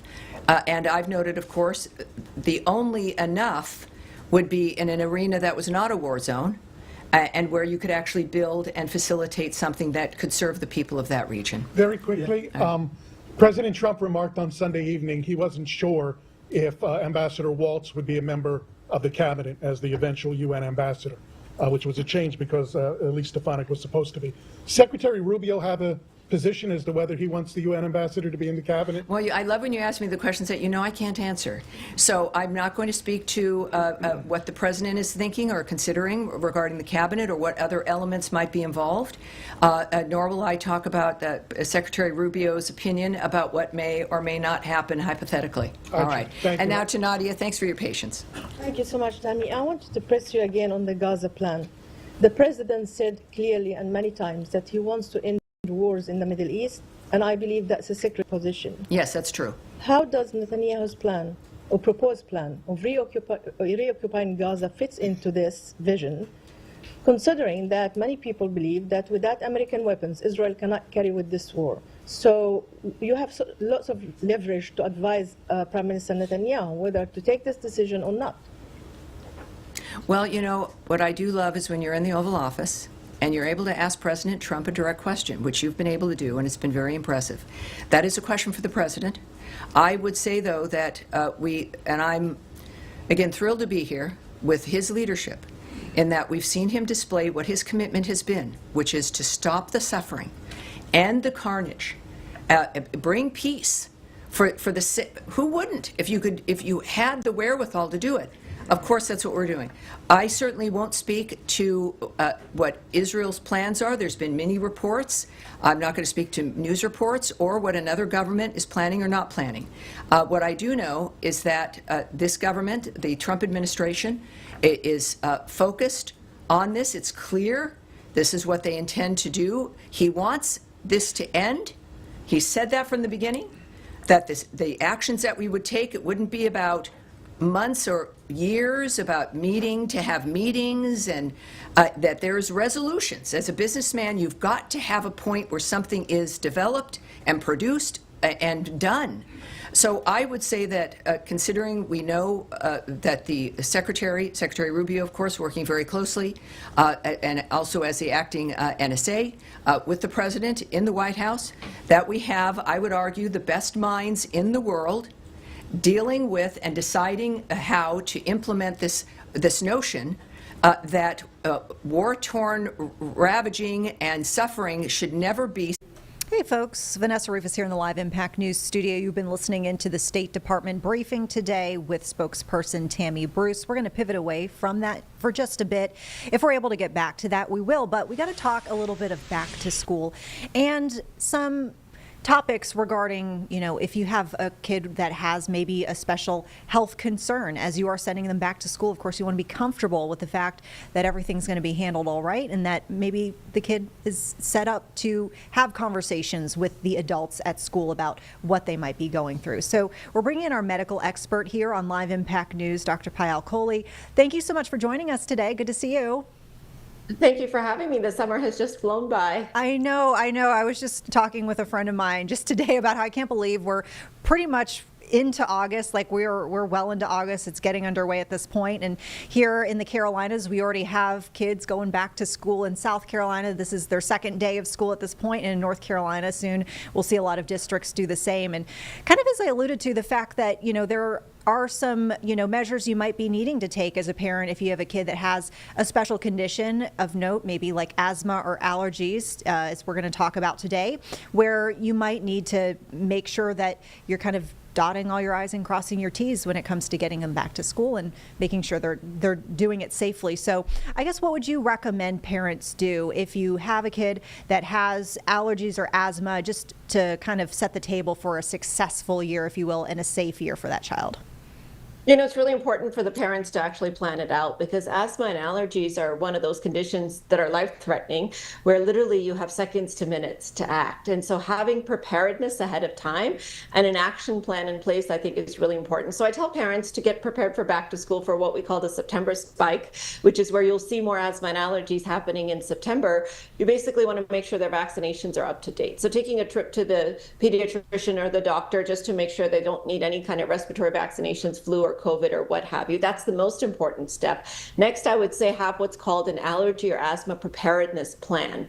And for younger kids, I actually recommend that parents write it out and tape it on the inside of their binder or put it in their backpack, and then meet with the teachers and the school nurse and show them where it is. Because you can imagine young kids have trouble articulating or speaking that they have allergies, they're not feeling well. So it's really up to the teacher to recognize those signs and symptoms. And what that plan includes is what they're allergic to, what triggers their asthma or their allergies, what signs or symptoms they might manifest, because you can imagine every kid reacts differently. Some will get hives, some will get swollen lips, some will just get coughing or wheezing. Some can have problems like nausea, vomiting. So you want to make sure that you put on the teacher's radar what to be looking out for, and then what to do. Is it just a Benadryl or antihistamine type of medicine? Is it an inhaler, or do you actually want to use an EpiPen, and what are the circumstances under which they want to use it? So having that plan in place and a trip to the doctor to make that plan, I think, is really, really helpful. Well, and you mentioned inhalers and EpiPens. How should parents be getting those to the nurses, as needed, getting the prescriptions out to them? What sort of timeline would you even recommend as far as in advance of the school year to make sure that those items or information is getting to who it needs to get to? Yeah, now's the time. So about 3 weeks at a time, you want to call your doctor, make sure you have refills, make sure you get enough of them, have it in the child's backpack, have it with the school nurse. Definitely 1 to 2 weeks before school starts, everything needs to be delivered. And if you've already delivered it before last year, another trip to the school nurse to make sure that nothing is expired. In addition, you probably want to meet with the nurse to fill out some paperwork, because you can authorize the nurse to administer medicines like Tylenol and ibuprofen and those other types of medicines that really need your permission, but they're over-the-counter medications, so that the school nurse knows exactly what your child's health conditions are and under what circumstances they're allowed to give those types of medicines. So it's a great time to reach out to the school and see if you can set up a meeting with the nurse. And like I said, for younger kids, even go ahead and meet with the teacher. For older kids, it's more about teaching them what their action plan should be. Now, I heard you use the term September spike. I don't know if I'd ever heard of that before, but I think it kind of makes sense. What causes that? Is this a seasonal thing? Is this, just getting back into a routine and things are maybe a little bit off? Are you seeing new people, and maybe, the more people you come into contact, the more possibilities you can be having a reaction?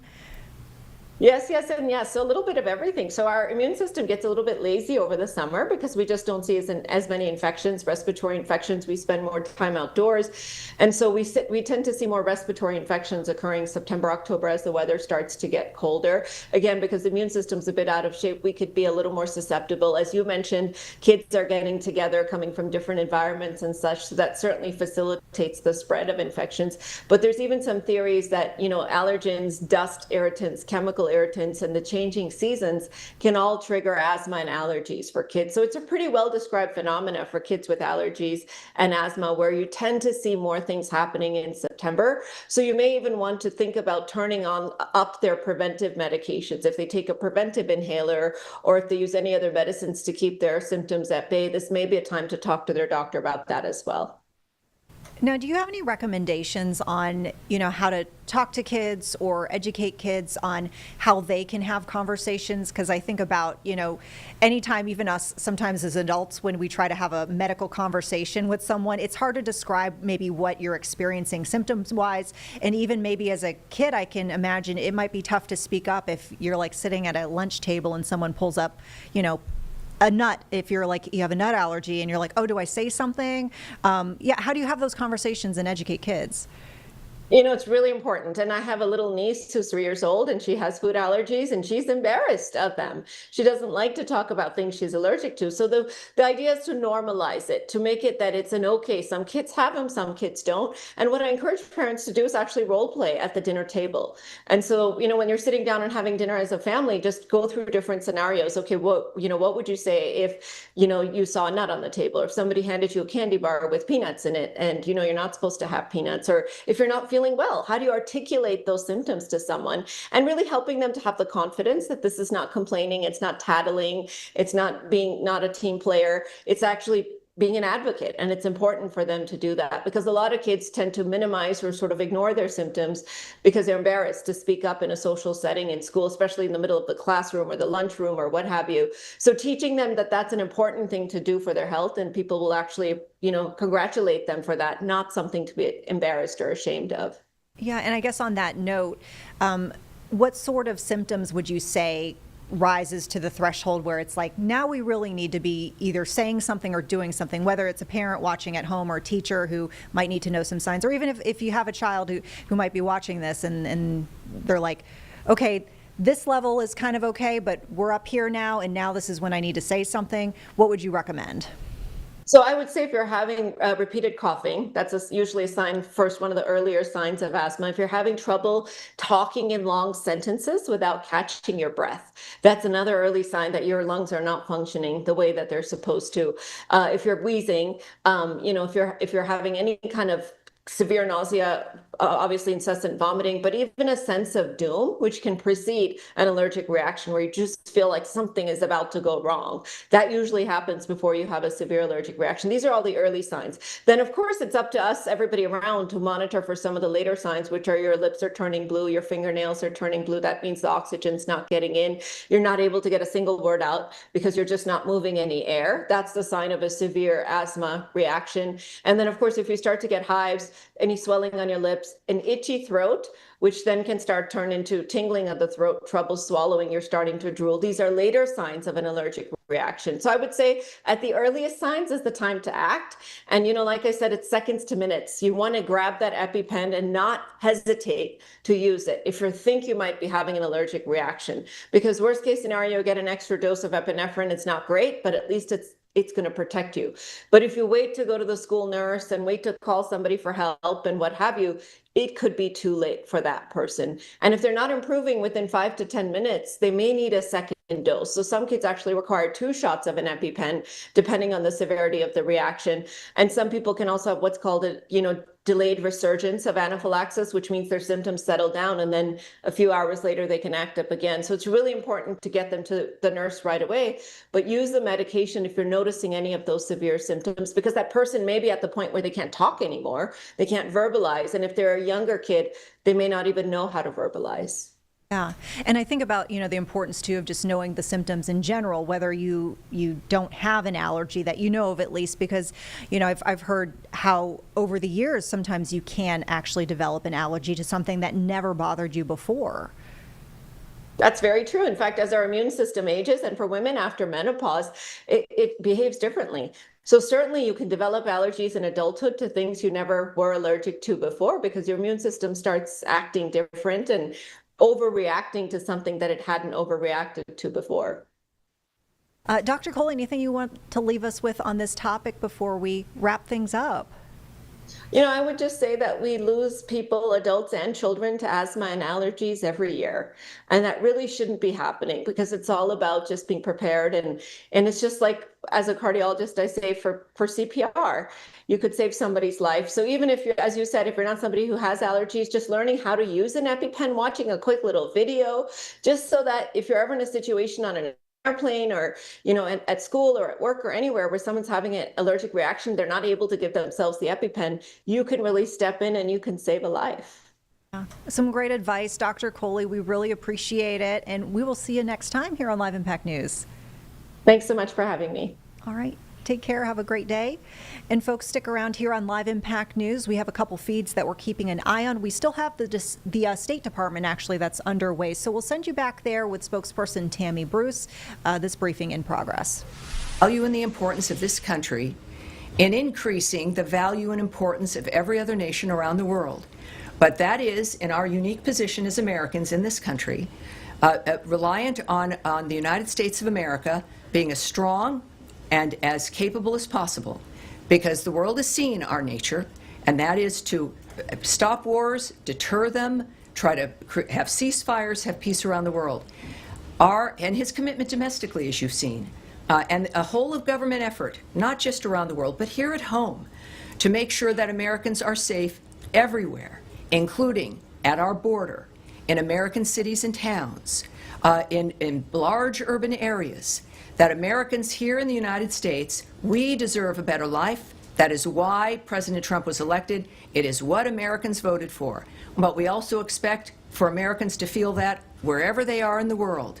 So yes, I think it's safe to say, not that I've been a party to the conversation, that it's clear to the world that we expect Americans to be treated well, to be safe, and if something happens horribly, to have it be dealt with appropriately. That is, I think, the bottom line when it comes to when we say here at the State Department, the safety and security of Americans everywhere is our top priority. We're not kidding, and neither is the President, and neither is Secretary Rubio. That is it for today. Everyone, thank you very much. I appreciate it. We'll be back with you on Thursday. Thank you. Have a great day. All right, folks, we are going to actually keep it kind of on the international relations front and pivot over to this live feed here on Live Impact News. This is coming to us from the UN. We know that today Security Council is discussing rising concern in Israel over the dire conditions there and dozens of hostages who remain in Gaza. Let's listen in right now. International law is clear in this regard. Gaza is and must remain an integral part of a future Palestinian state. As declared by the International Court of Justice in its advisory opinion of 19 July 2024, the State of Israel is under an obligation to cease immediately all new settlement activities and to evacuate all settlers from the occupied Palestinian territory and to bring to an end its unlawful presence in the occupied Palestinian territory, Gaza and the West Bank, including East Jerusalem, as rapidly as possible.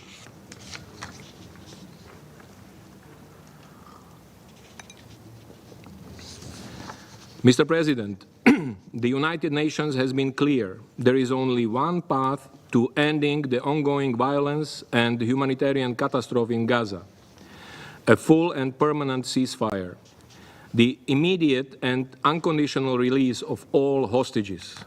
Life-saving humanitarian aid must flow into Gaza at scale and without obstructions, and civilians must be guaranteed safe, unhindered access to assistance. There is no military solution to the conflict in Gaza or the broader Israeli-Palestinian conflict. We must establish political and security frameworks that can relieve the humanitarian catastrophe in Gaza, start early recovery and reconstruction, address the legitimate security concerns of Israelis and Palestinians, and secure an end to Israel's unlawful occupation and achieve a sustainable two-state solution: Israel and a fully independent, democratic, contiguous, viable, and sovereign Palestinian state, of which Gaza is an integral part, living side by side in peace and security within secure and recognized borders on the basis of the pre-1967 lines, with Jerusalem as the capital of both states. Thank you. Agradezco al señor I Yencha thank Mr. por la Yencha información que nos ha for his proporcionado. briefing. Doy ahora la palabra I now al give the señor floor Eli to Mr. Eli David. Agradezco al señor David por la información. Doy la palabra al señor Eli David. I give the Tiene la floor palabra. to Mr. Eli David. Mr. President, members of the Security Council, distinguished delegates, my name is Eli David, and I am speaking before you today not as a politician or a diplomat, but as a brother. My younger brother, Eviatar David, along with Guy Gilboa Dalal and 48 other hostages, are being held hostage by Hamas in Gaza. Eviatar is the kindest person I know. I learned from him how to be a better son. He is shy, but full of life. He has the soul of a musician. He has played the guitar since he was 10, and we play together every week. I miss his smile, and I miss his hug, and I just want to see him hug my parents. Eviatar was kidnapped from the Nova Music Festival. At the age of 22, he went there to celebrate life, to dance, to enjoy the music he loves. Music is a very big part of who he is. Since that day, my brother and the other hostages have endured an unimaginable nightmare. This is not just a figure of speech. Their lives are truly hanging by a thread.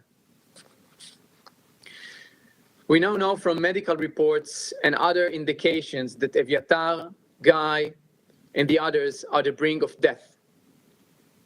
They may only have days left to live. Days. That is how urgent that is. They have each lost nearly half of their body weight. My little brother now weighs only around 40 kilograms. That's just around 90 pounds. Please see this picture of me and my siblings. This is me right here, here. This is me, my younger sister. This is Eviatar. Look at his smile.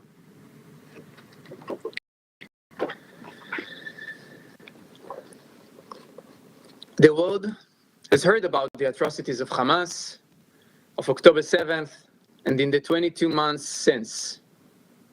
But what is happening to Eviatar and Guy is an act of calculated and depraved cruelty that defies human comprehension.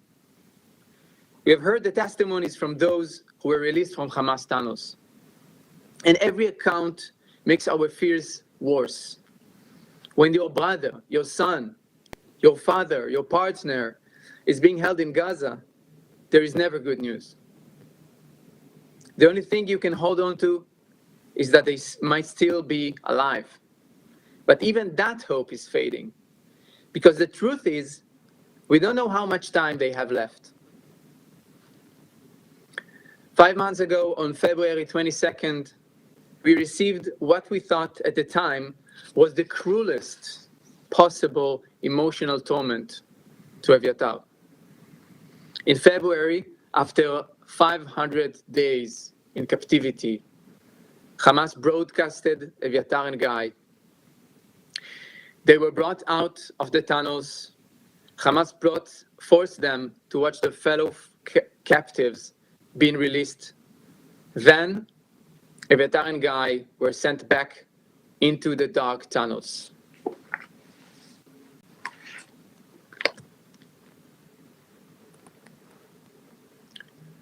You could see clearly Guy here, right here. and this is Eviatar.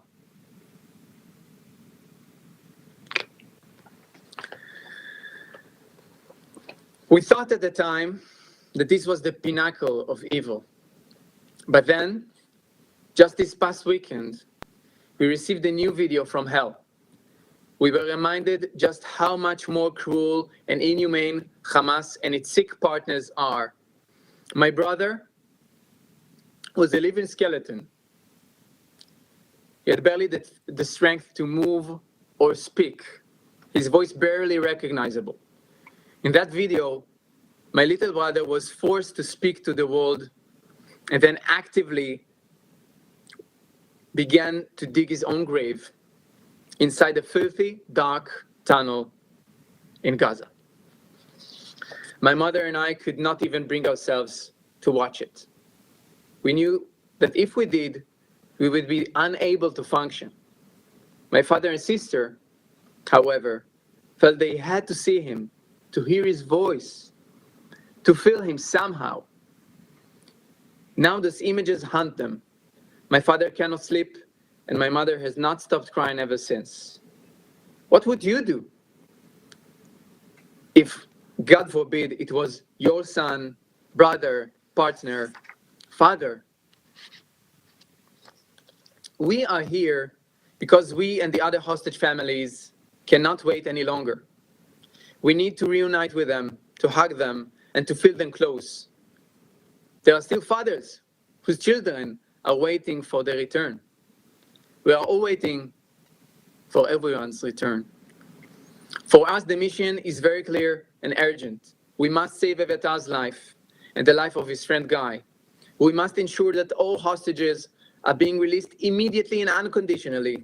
We don't have more time. They don't have more time. And every minute counts.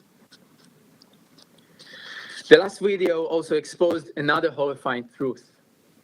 As my younger brother, a living skeleton, was forced to speak and dig his future grave, you can see the chubby and well-fed hand of Hamas terrorists enter into the frame.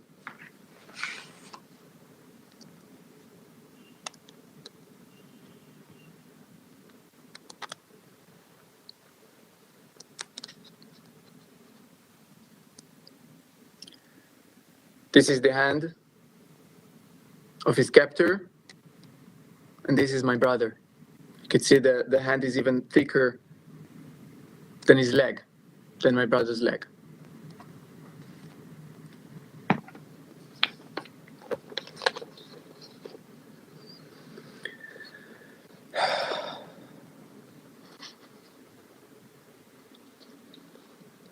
Suddenly, Hamas confirmed what we have known for months. The terrorists have plenty of food. The only ones starving in Hamas tunnels are the hostages, my brother, Guy, and the 48 others. According to testimonies, we know that the terrorists are in a room nearby, not in the filthy dungeon where Eviatar and Guy are held. They are choosing to starve them as part of a sick and twisted propaganda campaign. They use them and starve them as a weapon of war. Survivors of including Tal Shoham and Omer Venkert, who were held in the same space with my brother Eviatar and his friend Guy, testified to this.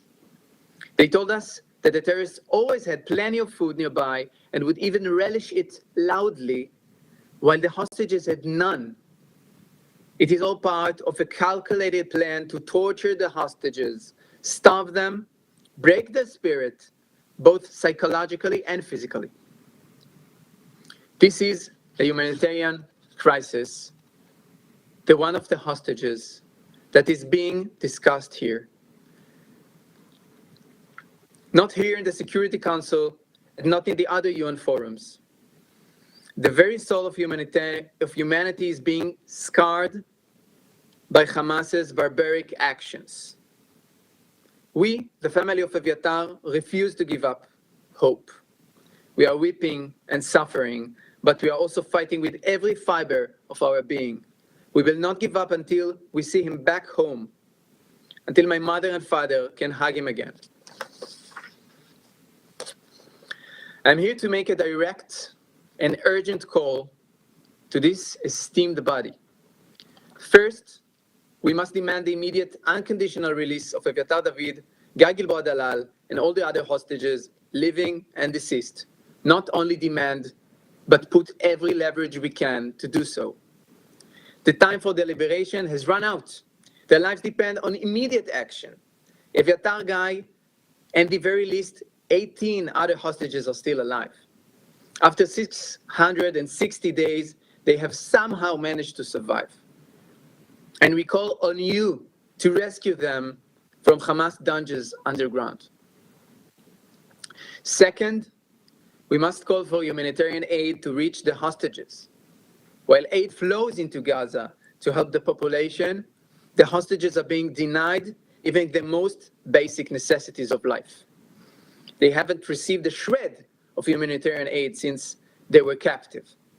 This is a flagrant violation of international law. And third, we must recognize that this is a matter of life and death, requiring urgent medical intervention. Eviatar and Guy need immediate access to proper food and life-saving medical care. Every moment of delay is a step closer to a final, tragic outcome. We all have responsibility. To the leaders of the world, to every member of this council, and to the global community, your silence is the face of this monstrous cruelty, is complicity. I urge you, do not let them die. We don't have time.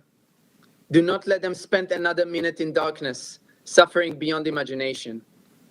While we do our part, demanding from the Israeli government to do everything to save the hostages, all pressure, all leaders should unite to pressure Hamas and its partners. Act now before it's too late. Save Eviatar David. Bring my little brother home. Thank you. Agradezco al señor I David thank por la Mr. David información que for nos ha his proporcionado. briefing. Daré ahora la palabra a los miembros del I Consejo will now give the floor que to deseen those council formular members una who declaración. wish to make statements. Doy la palabra a la I give the representante floor de Dinamarca. to the representative of Denmark. Thank you, Mr. President. Mr. David, I want to thank you for your powerful and courageous testimony today. On behalf of Denmark, I wish to convey our deepest sympathies. What you and your family continue to endure is unimaginable. Your presence here today not only honors your loved one, but also sheds light on the profound human toll of this conflict. I would also like to extend my appreciation to Assistant Secretary Jenka for your briefing, and I welcome His Excellency Foreign Minister Saar, as well as the permanent representative of the Observer State of Palestine, to this meeting. Denmark expresses its sincere solidarity with the remaining 50 hostages who've been held captivity for 669 days. 669 days of waking nightmare, as you said it, Mr. David, deprived of their freedom and dignity, and used as human bargaining chips by Hamas. The recent images showing Rom Blaslavsky and Eviatar David in inhumane states are enormously distressing and should be utterly condemned. We regret that the hostages have not been granted any humanitarian access to address their medical and other humanitarian needs as required under international law. Our thoughts are with them and their families. We re-emphasize that hostage-taking is a war crime, and we reiterate our demand for the immediate, unconditional, safe, and dignified release of all remaining hostages. Mr. President, Denmark firmly condemns the heinous terrorist attacks on October 7 perpetrated by Hamas. The attack resulted in the deliberate targeting of civilians, the killing of over 1,200 people, and the abduction of more than 200 individuals, including women and children. Israel has every right to respond to such a brutal and barbaric attack. However, Israel's response must be exercised in compliance with international law and with full respect for international humanitarian law. This includes the principles of distinction, proportionality, and precaution, which are fundamental to protecting civilian lives. The fight against terrorism cannot come at the expense of the rules that safeguard our shared humanity. Folks, we're moving away here from this UN Security Council discussion on the situation in Gaza. We'll get you updates as we're able to. We have for you here on Live Impact News, though, in the meantime, a new discussion closer to home here. We are going to join now with our sports reporter, Danielle Stein, who has been, for the last several days, covering Panthers training camp for us. A soggy day today? Probably an understatement. Soggy, to say the least. Yeah, yeah, it was the Sox definitely got the brunt of it today. Yeah, I was going to ask, how did that play in with what sort of activities were able to go off today?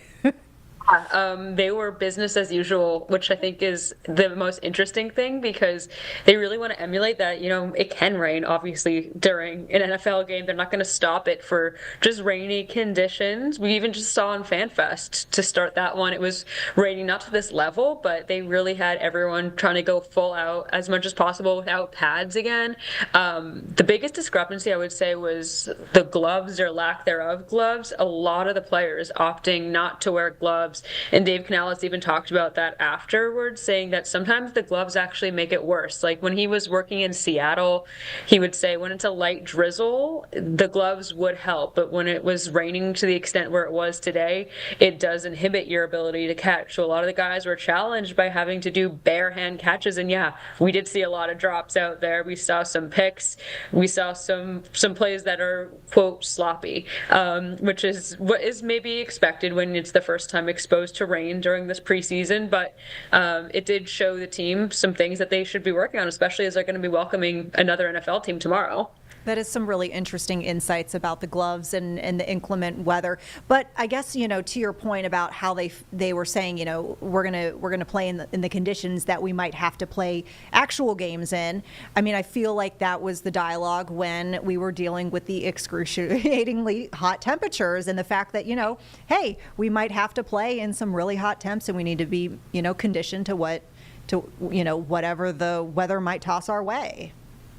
We were saying and kind of joking, we've only seen the two extremes. We've seen, these temperatures in the hundreds, and then we've seen days like this. We haven't had just a nice, really 85 sunny overcast kind of day just yet, but that's, I guess, what summertime in the Carolinas is going to look like. But it is true, because they're obviously going to be on the road for parts of the time. First week, they're going to Jacksonville, and we all know that the storms definitely go to Florida just as much as they do here in the Charlotte area too. So as they're traveling, they could be seeing any sort of element. So it's good to be as prepped as possible. Yeah, indeed. So y'all have been really great about giving us some really interesting storylines every single day.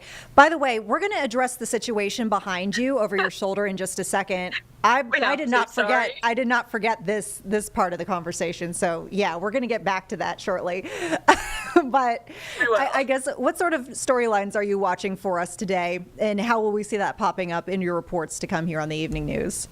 Yeah, the big story of the day was Lathan Ransom. He was one of the rookies that they drafted this year out of Ohio State, that team that won the national championship this year. He's a safety, and he's been great all preseason, but today was a really big breakout day for him. He had a sack. He had an interception in the end zone. He was all over it. And I think the big thing that Dave Canales said in talking about him was that focus, that, it's raining, guys can be distracted, but it was even like the 8th play, and he's still all in, all focused. He's a funny guy. He was dancing. He was doing all these handshakes, which we're going to talk a little bit more about later on tonight.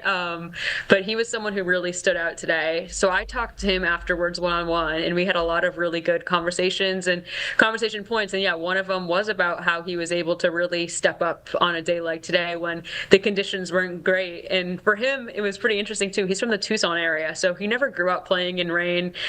He never really saw rain at all growing up in the desert. Of course, playing at Ohio State he did, but this is still kind of new for him to play, and he was excellent out there today. That's really great to hear. Now, I mean, the other thing that we've been talking a lot here, on the Panthers front, the fact that we do have a preseason game coming up on Friday. They'll be playing the Browns. Anything that you're seeing, insight-wise, what are the conversations looking like, looking ahead to that? Anything interesting that you'll be watching out for when that matchup happens? I mean, the Browns are one of the more exciting and notable teams this offseason just based on their quarterback situation. If you remember back, there were 5 quarterbacks in their room, which is pretty hefty, including drafting 2 of them in Shedeur Sanders and Dylan Gabriel. Well, now they're down to 3 because 2 of them already are injured, with Gabriel as well as Kenny Pickett both dealing with injuries right now. So they actually had to bring in more quarterbacks to help fill out that room even further. I think everyone wants to see what Shedeur is going to look like. That's the big story, is if he's able to translate at the NFL level like he and, of course, his father and a lot of his teammates had to say. It'll be fun to see him and Jimmy Horn Jr., former Colorado teammates, reuniting here tomorrow. I'm sure everyone's going to be watching them. And no, the Browns are definitely a fun team. People think that they could be, pretty solid based on a lot of their position groups, but it's going to be that quarterback that everyone is going to want to be seeing how that shapes out. Yeah. I mean, and you brought up the Shedeur Sanders, thread, if you will. I mean, that's always going to draw, I think, headlines and interest. And I thought it was really interesting. I believe it was Nick Carboni who brought us this yesterday, but the fact that he was asked about, whether his dad might show up to some of, some of his practices or whatnot, and he was like, I don't want him to come because I don't want him to see me like this at this point. He basically wants to debut himself in his absolute glory, his apex, if you will, and not have to have his dad see him before that point. And he's had some excellent showing so far this preseason. Of course, they're all getting a lot of different reps, but there was one day I think I saw he went 9 for 10 with 2 touchdowns and no interceptions. So Shedeur's definitely showing what he can do at the Browns camp. It'll be interesting, though, to see what they end up deciding in direction they go with. Yeah, really interesting stuff. I want to get back to the situation behind you. I feel like this is super timely because it is Clear the Shelters right now, because it's in August. We officially have reached Clear the Shelters season, where we are trying to get as many unhoused pups and kitties and pets into forever homes. And you are adding to the solutions here. So tell us about your new buddy. Okay, let me see if I can position, because he's taking a little snooze, but here he is, right next to me. So the situation, yes, he is, first of all, amazing, but my friends who I live in the same apartment building as were fostering him. His name is Ren, and I was also considering fostering as well, because I knew I've wanted a dog, I wanted to experience it, but I got to know Mr. Wren over here, and it just seemed like a perfect match. I've always wanted a dog, and I love a brindle dog too, and he's gorgeous. He's one. And yeah, it's part of Clear the Shelters, which is awesome that our station is super involved with that too. So we went to the Humane Society of Charlotte just yesterday, and he's officially mine. That's fantastic. And I love that also, just kind of knowing the backstory that you shared with viewers here on WCNC Plus, but I've had the pleasure of speaking with you kind of offline about, you and I have talked about, am I ready? Oh, maybe I might, look into fostering just to kind of like get my, dip my toe in the water, if you will. But you took the full on plunge, and I love to see that. And he is such a cutie. Oh my goodness. He's adorable. I will say I felt ready. I had a couple opportunities before where I could have done it, but I knew I wanted to make sure the dog would be in the best position possible to live a happy, healthy life. And we all felt ready here, and we found an amazing pup, and he's literally just a doll. He's just snuggling right here. And oh my. He's so sweet. And he's petite. He's about 40 pounds, and that's just him about full size as well. That is really, like, I think perfection, you know. Although I do love a really big dog and I do love a little. I've had kind of a range over my whole Love life. the mediums too, though. Yep, the mediums are great. And I will say though, we are still workshopping some names. So if anyone has good name suggestions, we're open to ideas over here. Okay. I'll do some pondering. You know, I don't want to just like throw out any name to you. I want to like make sure You it's a gotta really good think fit. about Yeah. it. Yeah, For but sure. I love a brindle too. We've got a brindle as well. He's a Mudapalooza, but he's like a really handsome man. So Yes, I I've love seen yours, too. pictures. All right. Anything you want to leave us with before we wrap things up here? Sports or Clear the Shelters related? Both are super important, but no, today it was an interesting day. I think everyone, it was just interesting to, I guess, see how everyone responded to the rain. Some people, like I was mentioning, Lathan, seem to be having an absolute ball out there. Some people less than. So I think those are kind of character shaping days for players when they get out there and have to face a new kind of challenge. And the ones that really take things head on and also deliver really well in those moments, I think those are people that you can kind of count on that are going to be shining come the actual start of the season. Yeah. Oh, well, I'm excited. We're getting ever so close to the start of things. As we mentioned, preseason, Panthers-Browns, Friday at 7 night. o'clock. So, Yep. yeah, lots of folks will be interested to see what comes of that matchup. Danielle, thank you so much. And Thank you. Appreciate it. farewell for now. Ren to be determined He's later. still Ren for now. Ren for now. All right. Yes. Take care, y'all. Thank Thank you. you so much for joining us. Okay, folks. Oh, that was so fun. Oh my goodness, Ren is such a cutie too. By the way, she's got some really great pictures. I know in the Zoom that we had, you can only just kind of see part of him because he was laying on his side. But on Instagram, I know I saw some better shots of his face. He really is the cutest mug. But more conversations, of course, to come from the Panthers front and Clear the Shelters, because Clear the Shelters, as we mentioned, is now just getting underway for the month of August, and we'll be highlighting adoptable pets around our area. All month long, we'll be having conversations also with local rescues and shelters, and a lot of those conversations will happen here on WCNC Plus. You can always go to WCNC.com to learn more about the Clear the Shelters campaign, though, and how we here are taking part in trying to get these animals into forever homes.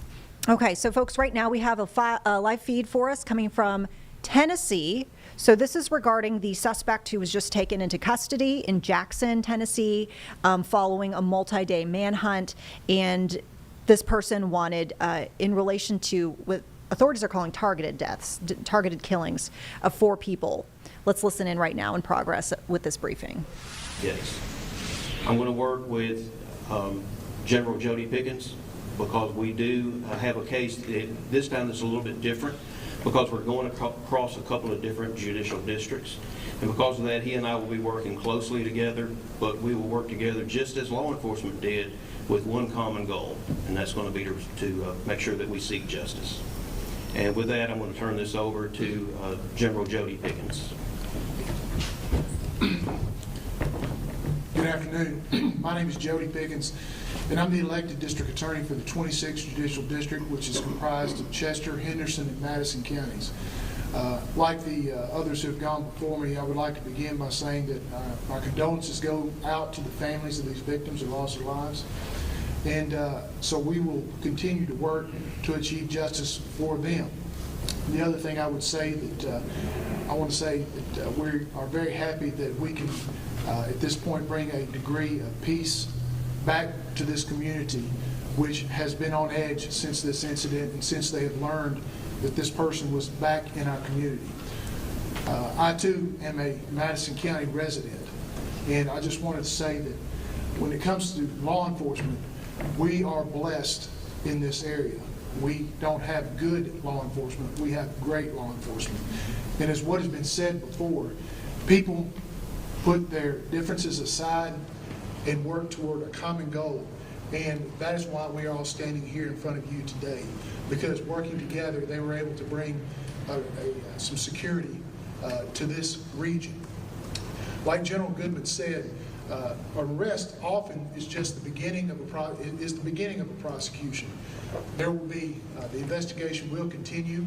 I will continue to consult with our law enforcement partners, also consulting with General Goodman, because there will be some decisions made. We will be working towards making sure that anybody that may have had a hand in assisting Drummond will be held to answer for that.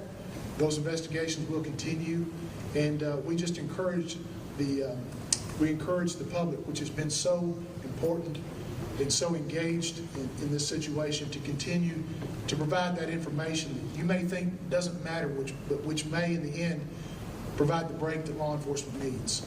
So with that, I would say God bless our state, God bless this community, and God bless America.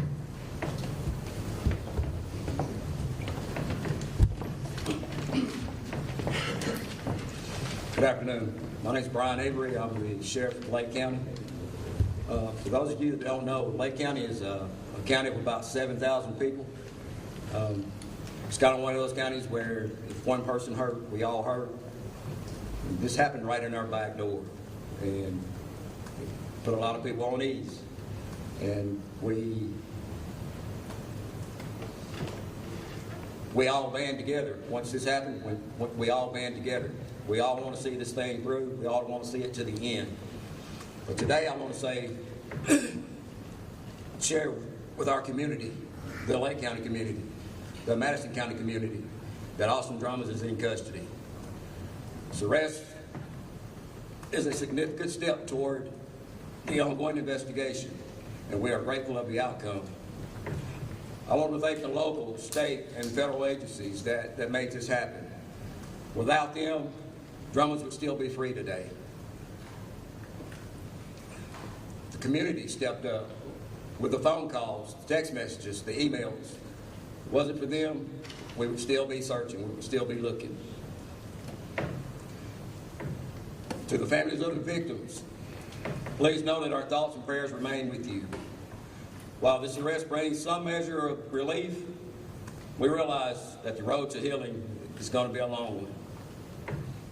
We as a community continue to pray for the families affected, for those still processing the trauma of these events.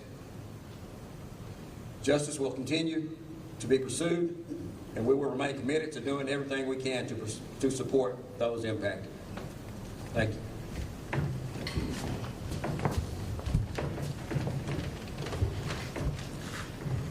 I'm Jeff Box, Dare County Sheriff. This incident, baby was dropped off in my county. The victims were residents of Dare County.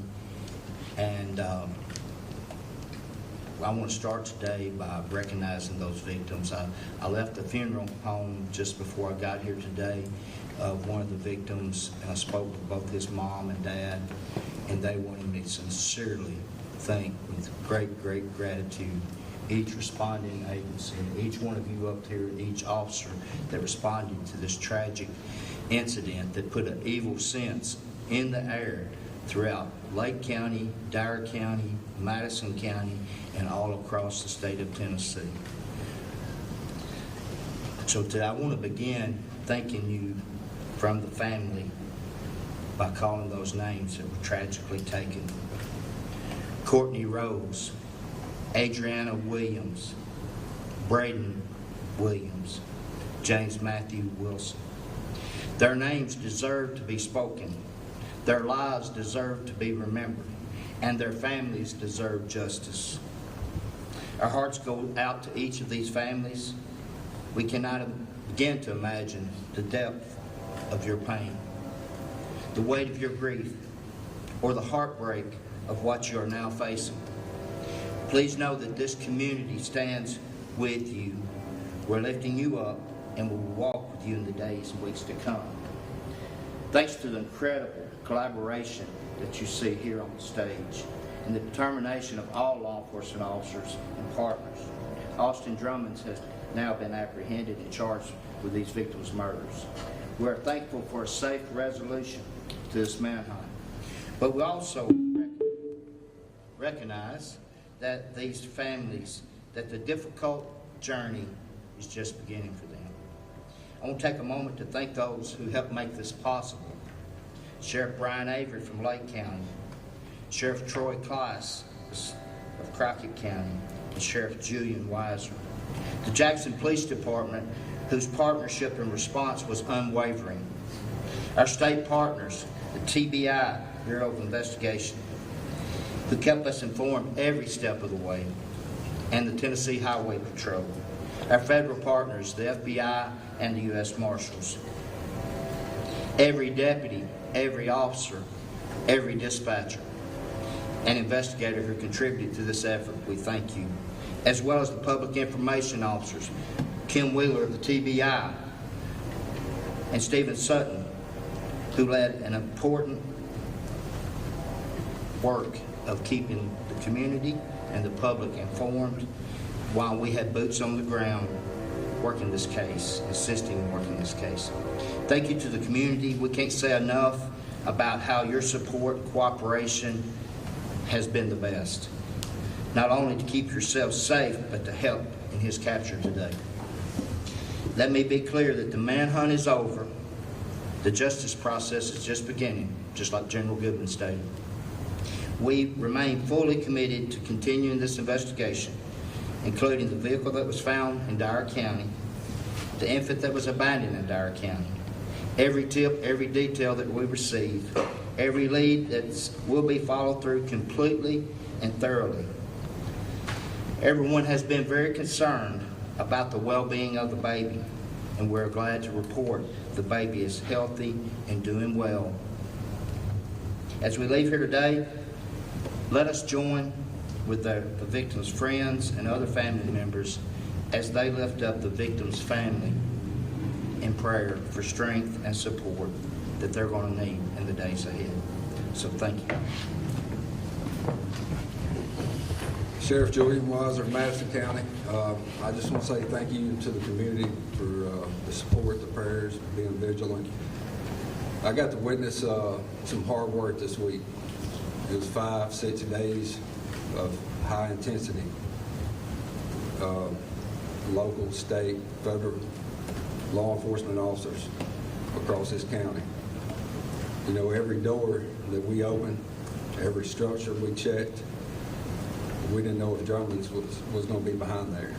And to have that amount of intensity over 5 or 6 days, and our law enforcement personnel working 18 to 20 hours a day, they made the ultimate sacrifice to keep our community safe. And I want to personally thank them. I want to thank their families for standing by them. There's a lot of people behind the scenes as far as with TI, intel analysts, support staff, the district attorney's office. You know, the troops in the field relied highly on our administrative staff. So they did a great job with providing us with intel. And I know the community will get some rest tonight. And it was just, it was amazing to see the hard work and commitment and sacrifice that our law enforcement personnel has made for our community. Thank you.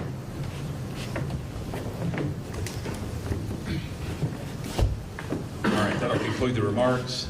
Are there any questions that we might be able to handle? Yes, sir. Brendan Tierney with WSMV 4 News in Nashville. What's the working motive at this point? Any idea, anything you can tell us on why he did this? Yeah, and at this point on a working motive, we are unable to speak about that. Still all part of the investigative process at this time. Yes. Imani Williams with Channel 5 out of Memphis. Drummond was out on bond for multiple charges out of Lake County and Trousdale County. One in Trousdale County being allegedly smuggling drugs inside the jail, cell phones inside the jail. Will that impact his this investigation right now with this incident? In terms of his prior charges that he also has picked up while he was in prison. All of those certainly will be taken into consideration as we move forward in the justice process, as you've heard the general speak to. So yes, all of his activities will be certainly considered, not only in our investigative effort in the justice process, but certainly in his housing and how he'll be managed going forward. Jack Billy, you Fox 13. You know, we saw those 3 accomplices get picked up. Are y'all looking into Caitlin's speed? Yeah, again, I appreciate the question in terms of, those who were assisting Mr. Drummond as he was on the run. And I can tell you that we will continue to address those individuals, each that have been engaged. In terms of identifying specific individuals, I won't go into that at this time. Yes, ma'am. Priya Schrader with NBC News. I understand there is a connection between the suspect and the victims. Can you just speak to that relationship? Yeah, in terms of the relationship between the suspect and the victims, the suspect's girlfriend is the sister of a victim, is the daughter of a victim, and is the sister of, well, 2 victims. So yes, that's the familial connection at that point. Yes, ma'am. Brooklyn Kent with Channel 7. Can we get any details of where exactly he was located? There's speculation that he was found in the pool house. Can you confirm that? Or... Yeah, I'll let Chief Corley address that. Sure. Yes. So the call the first call we got, he was out in that area. The second call that we got that led to the apprehension, he had been in that area and was in the wood line, I believe, the wood line right behind that.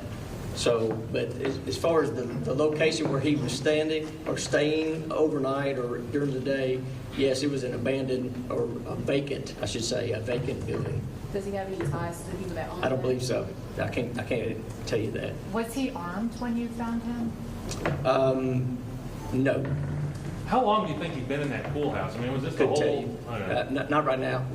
We're investigating that. I know you all talked about community support. There was a large reward out. Will somebody get that? Will it be divided? How will that work? Yes. So in terms of the reward, what will happen is we will vet the information that we obtain and determine who would be appropriate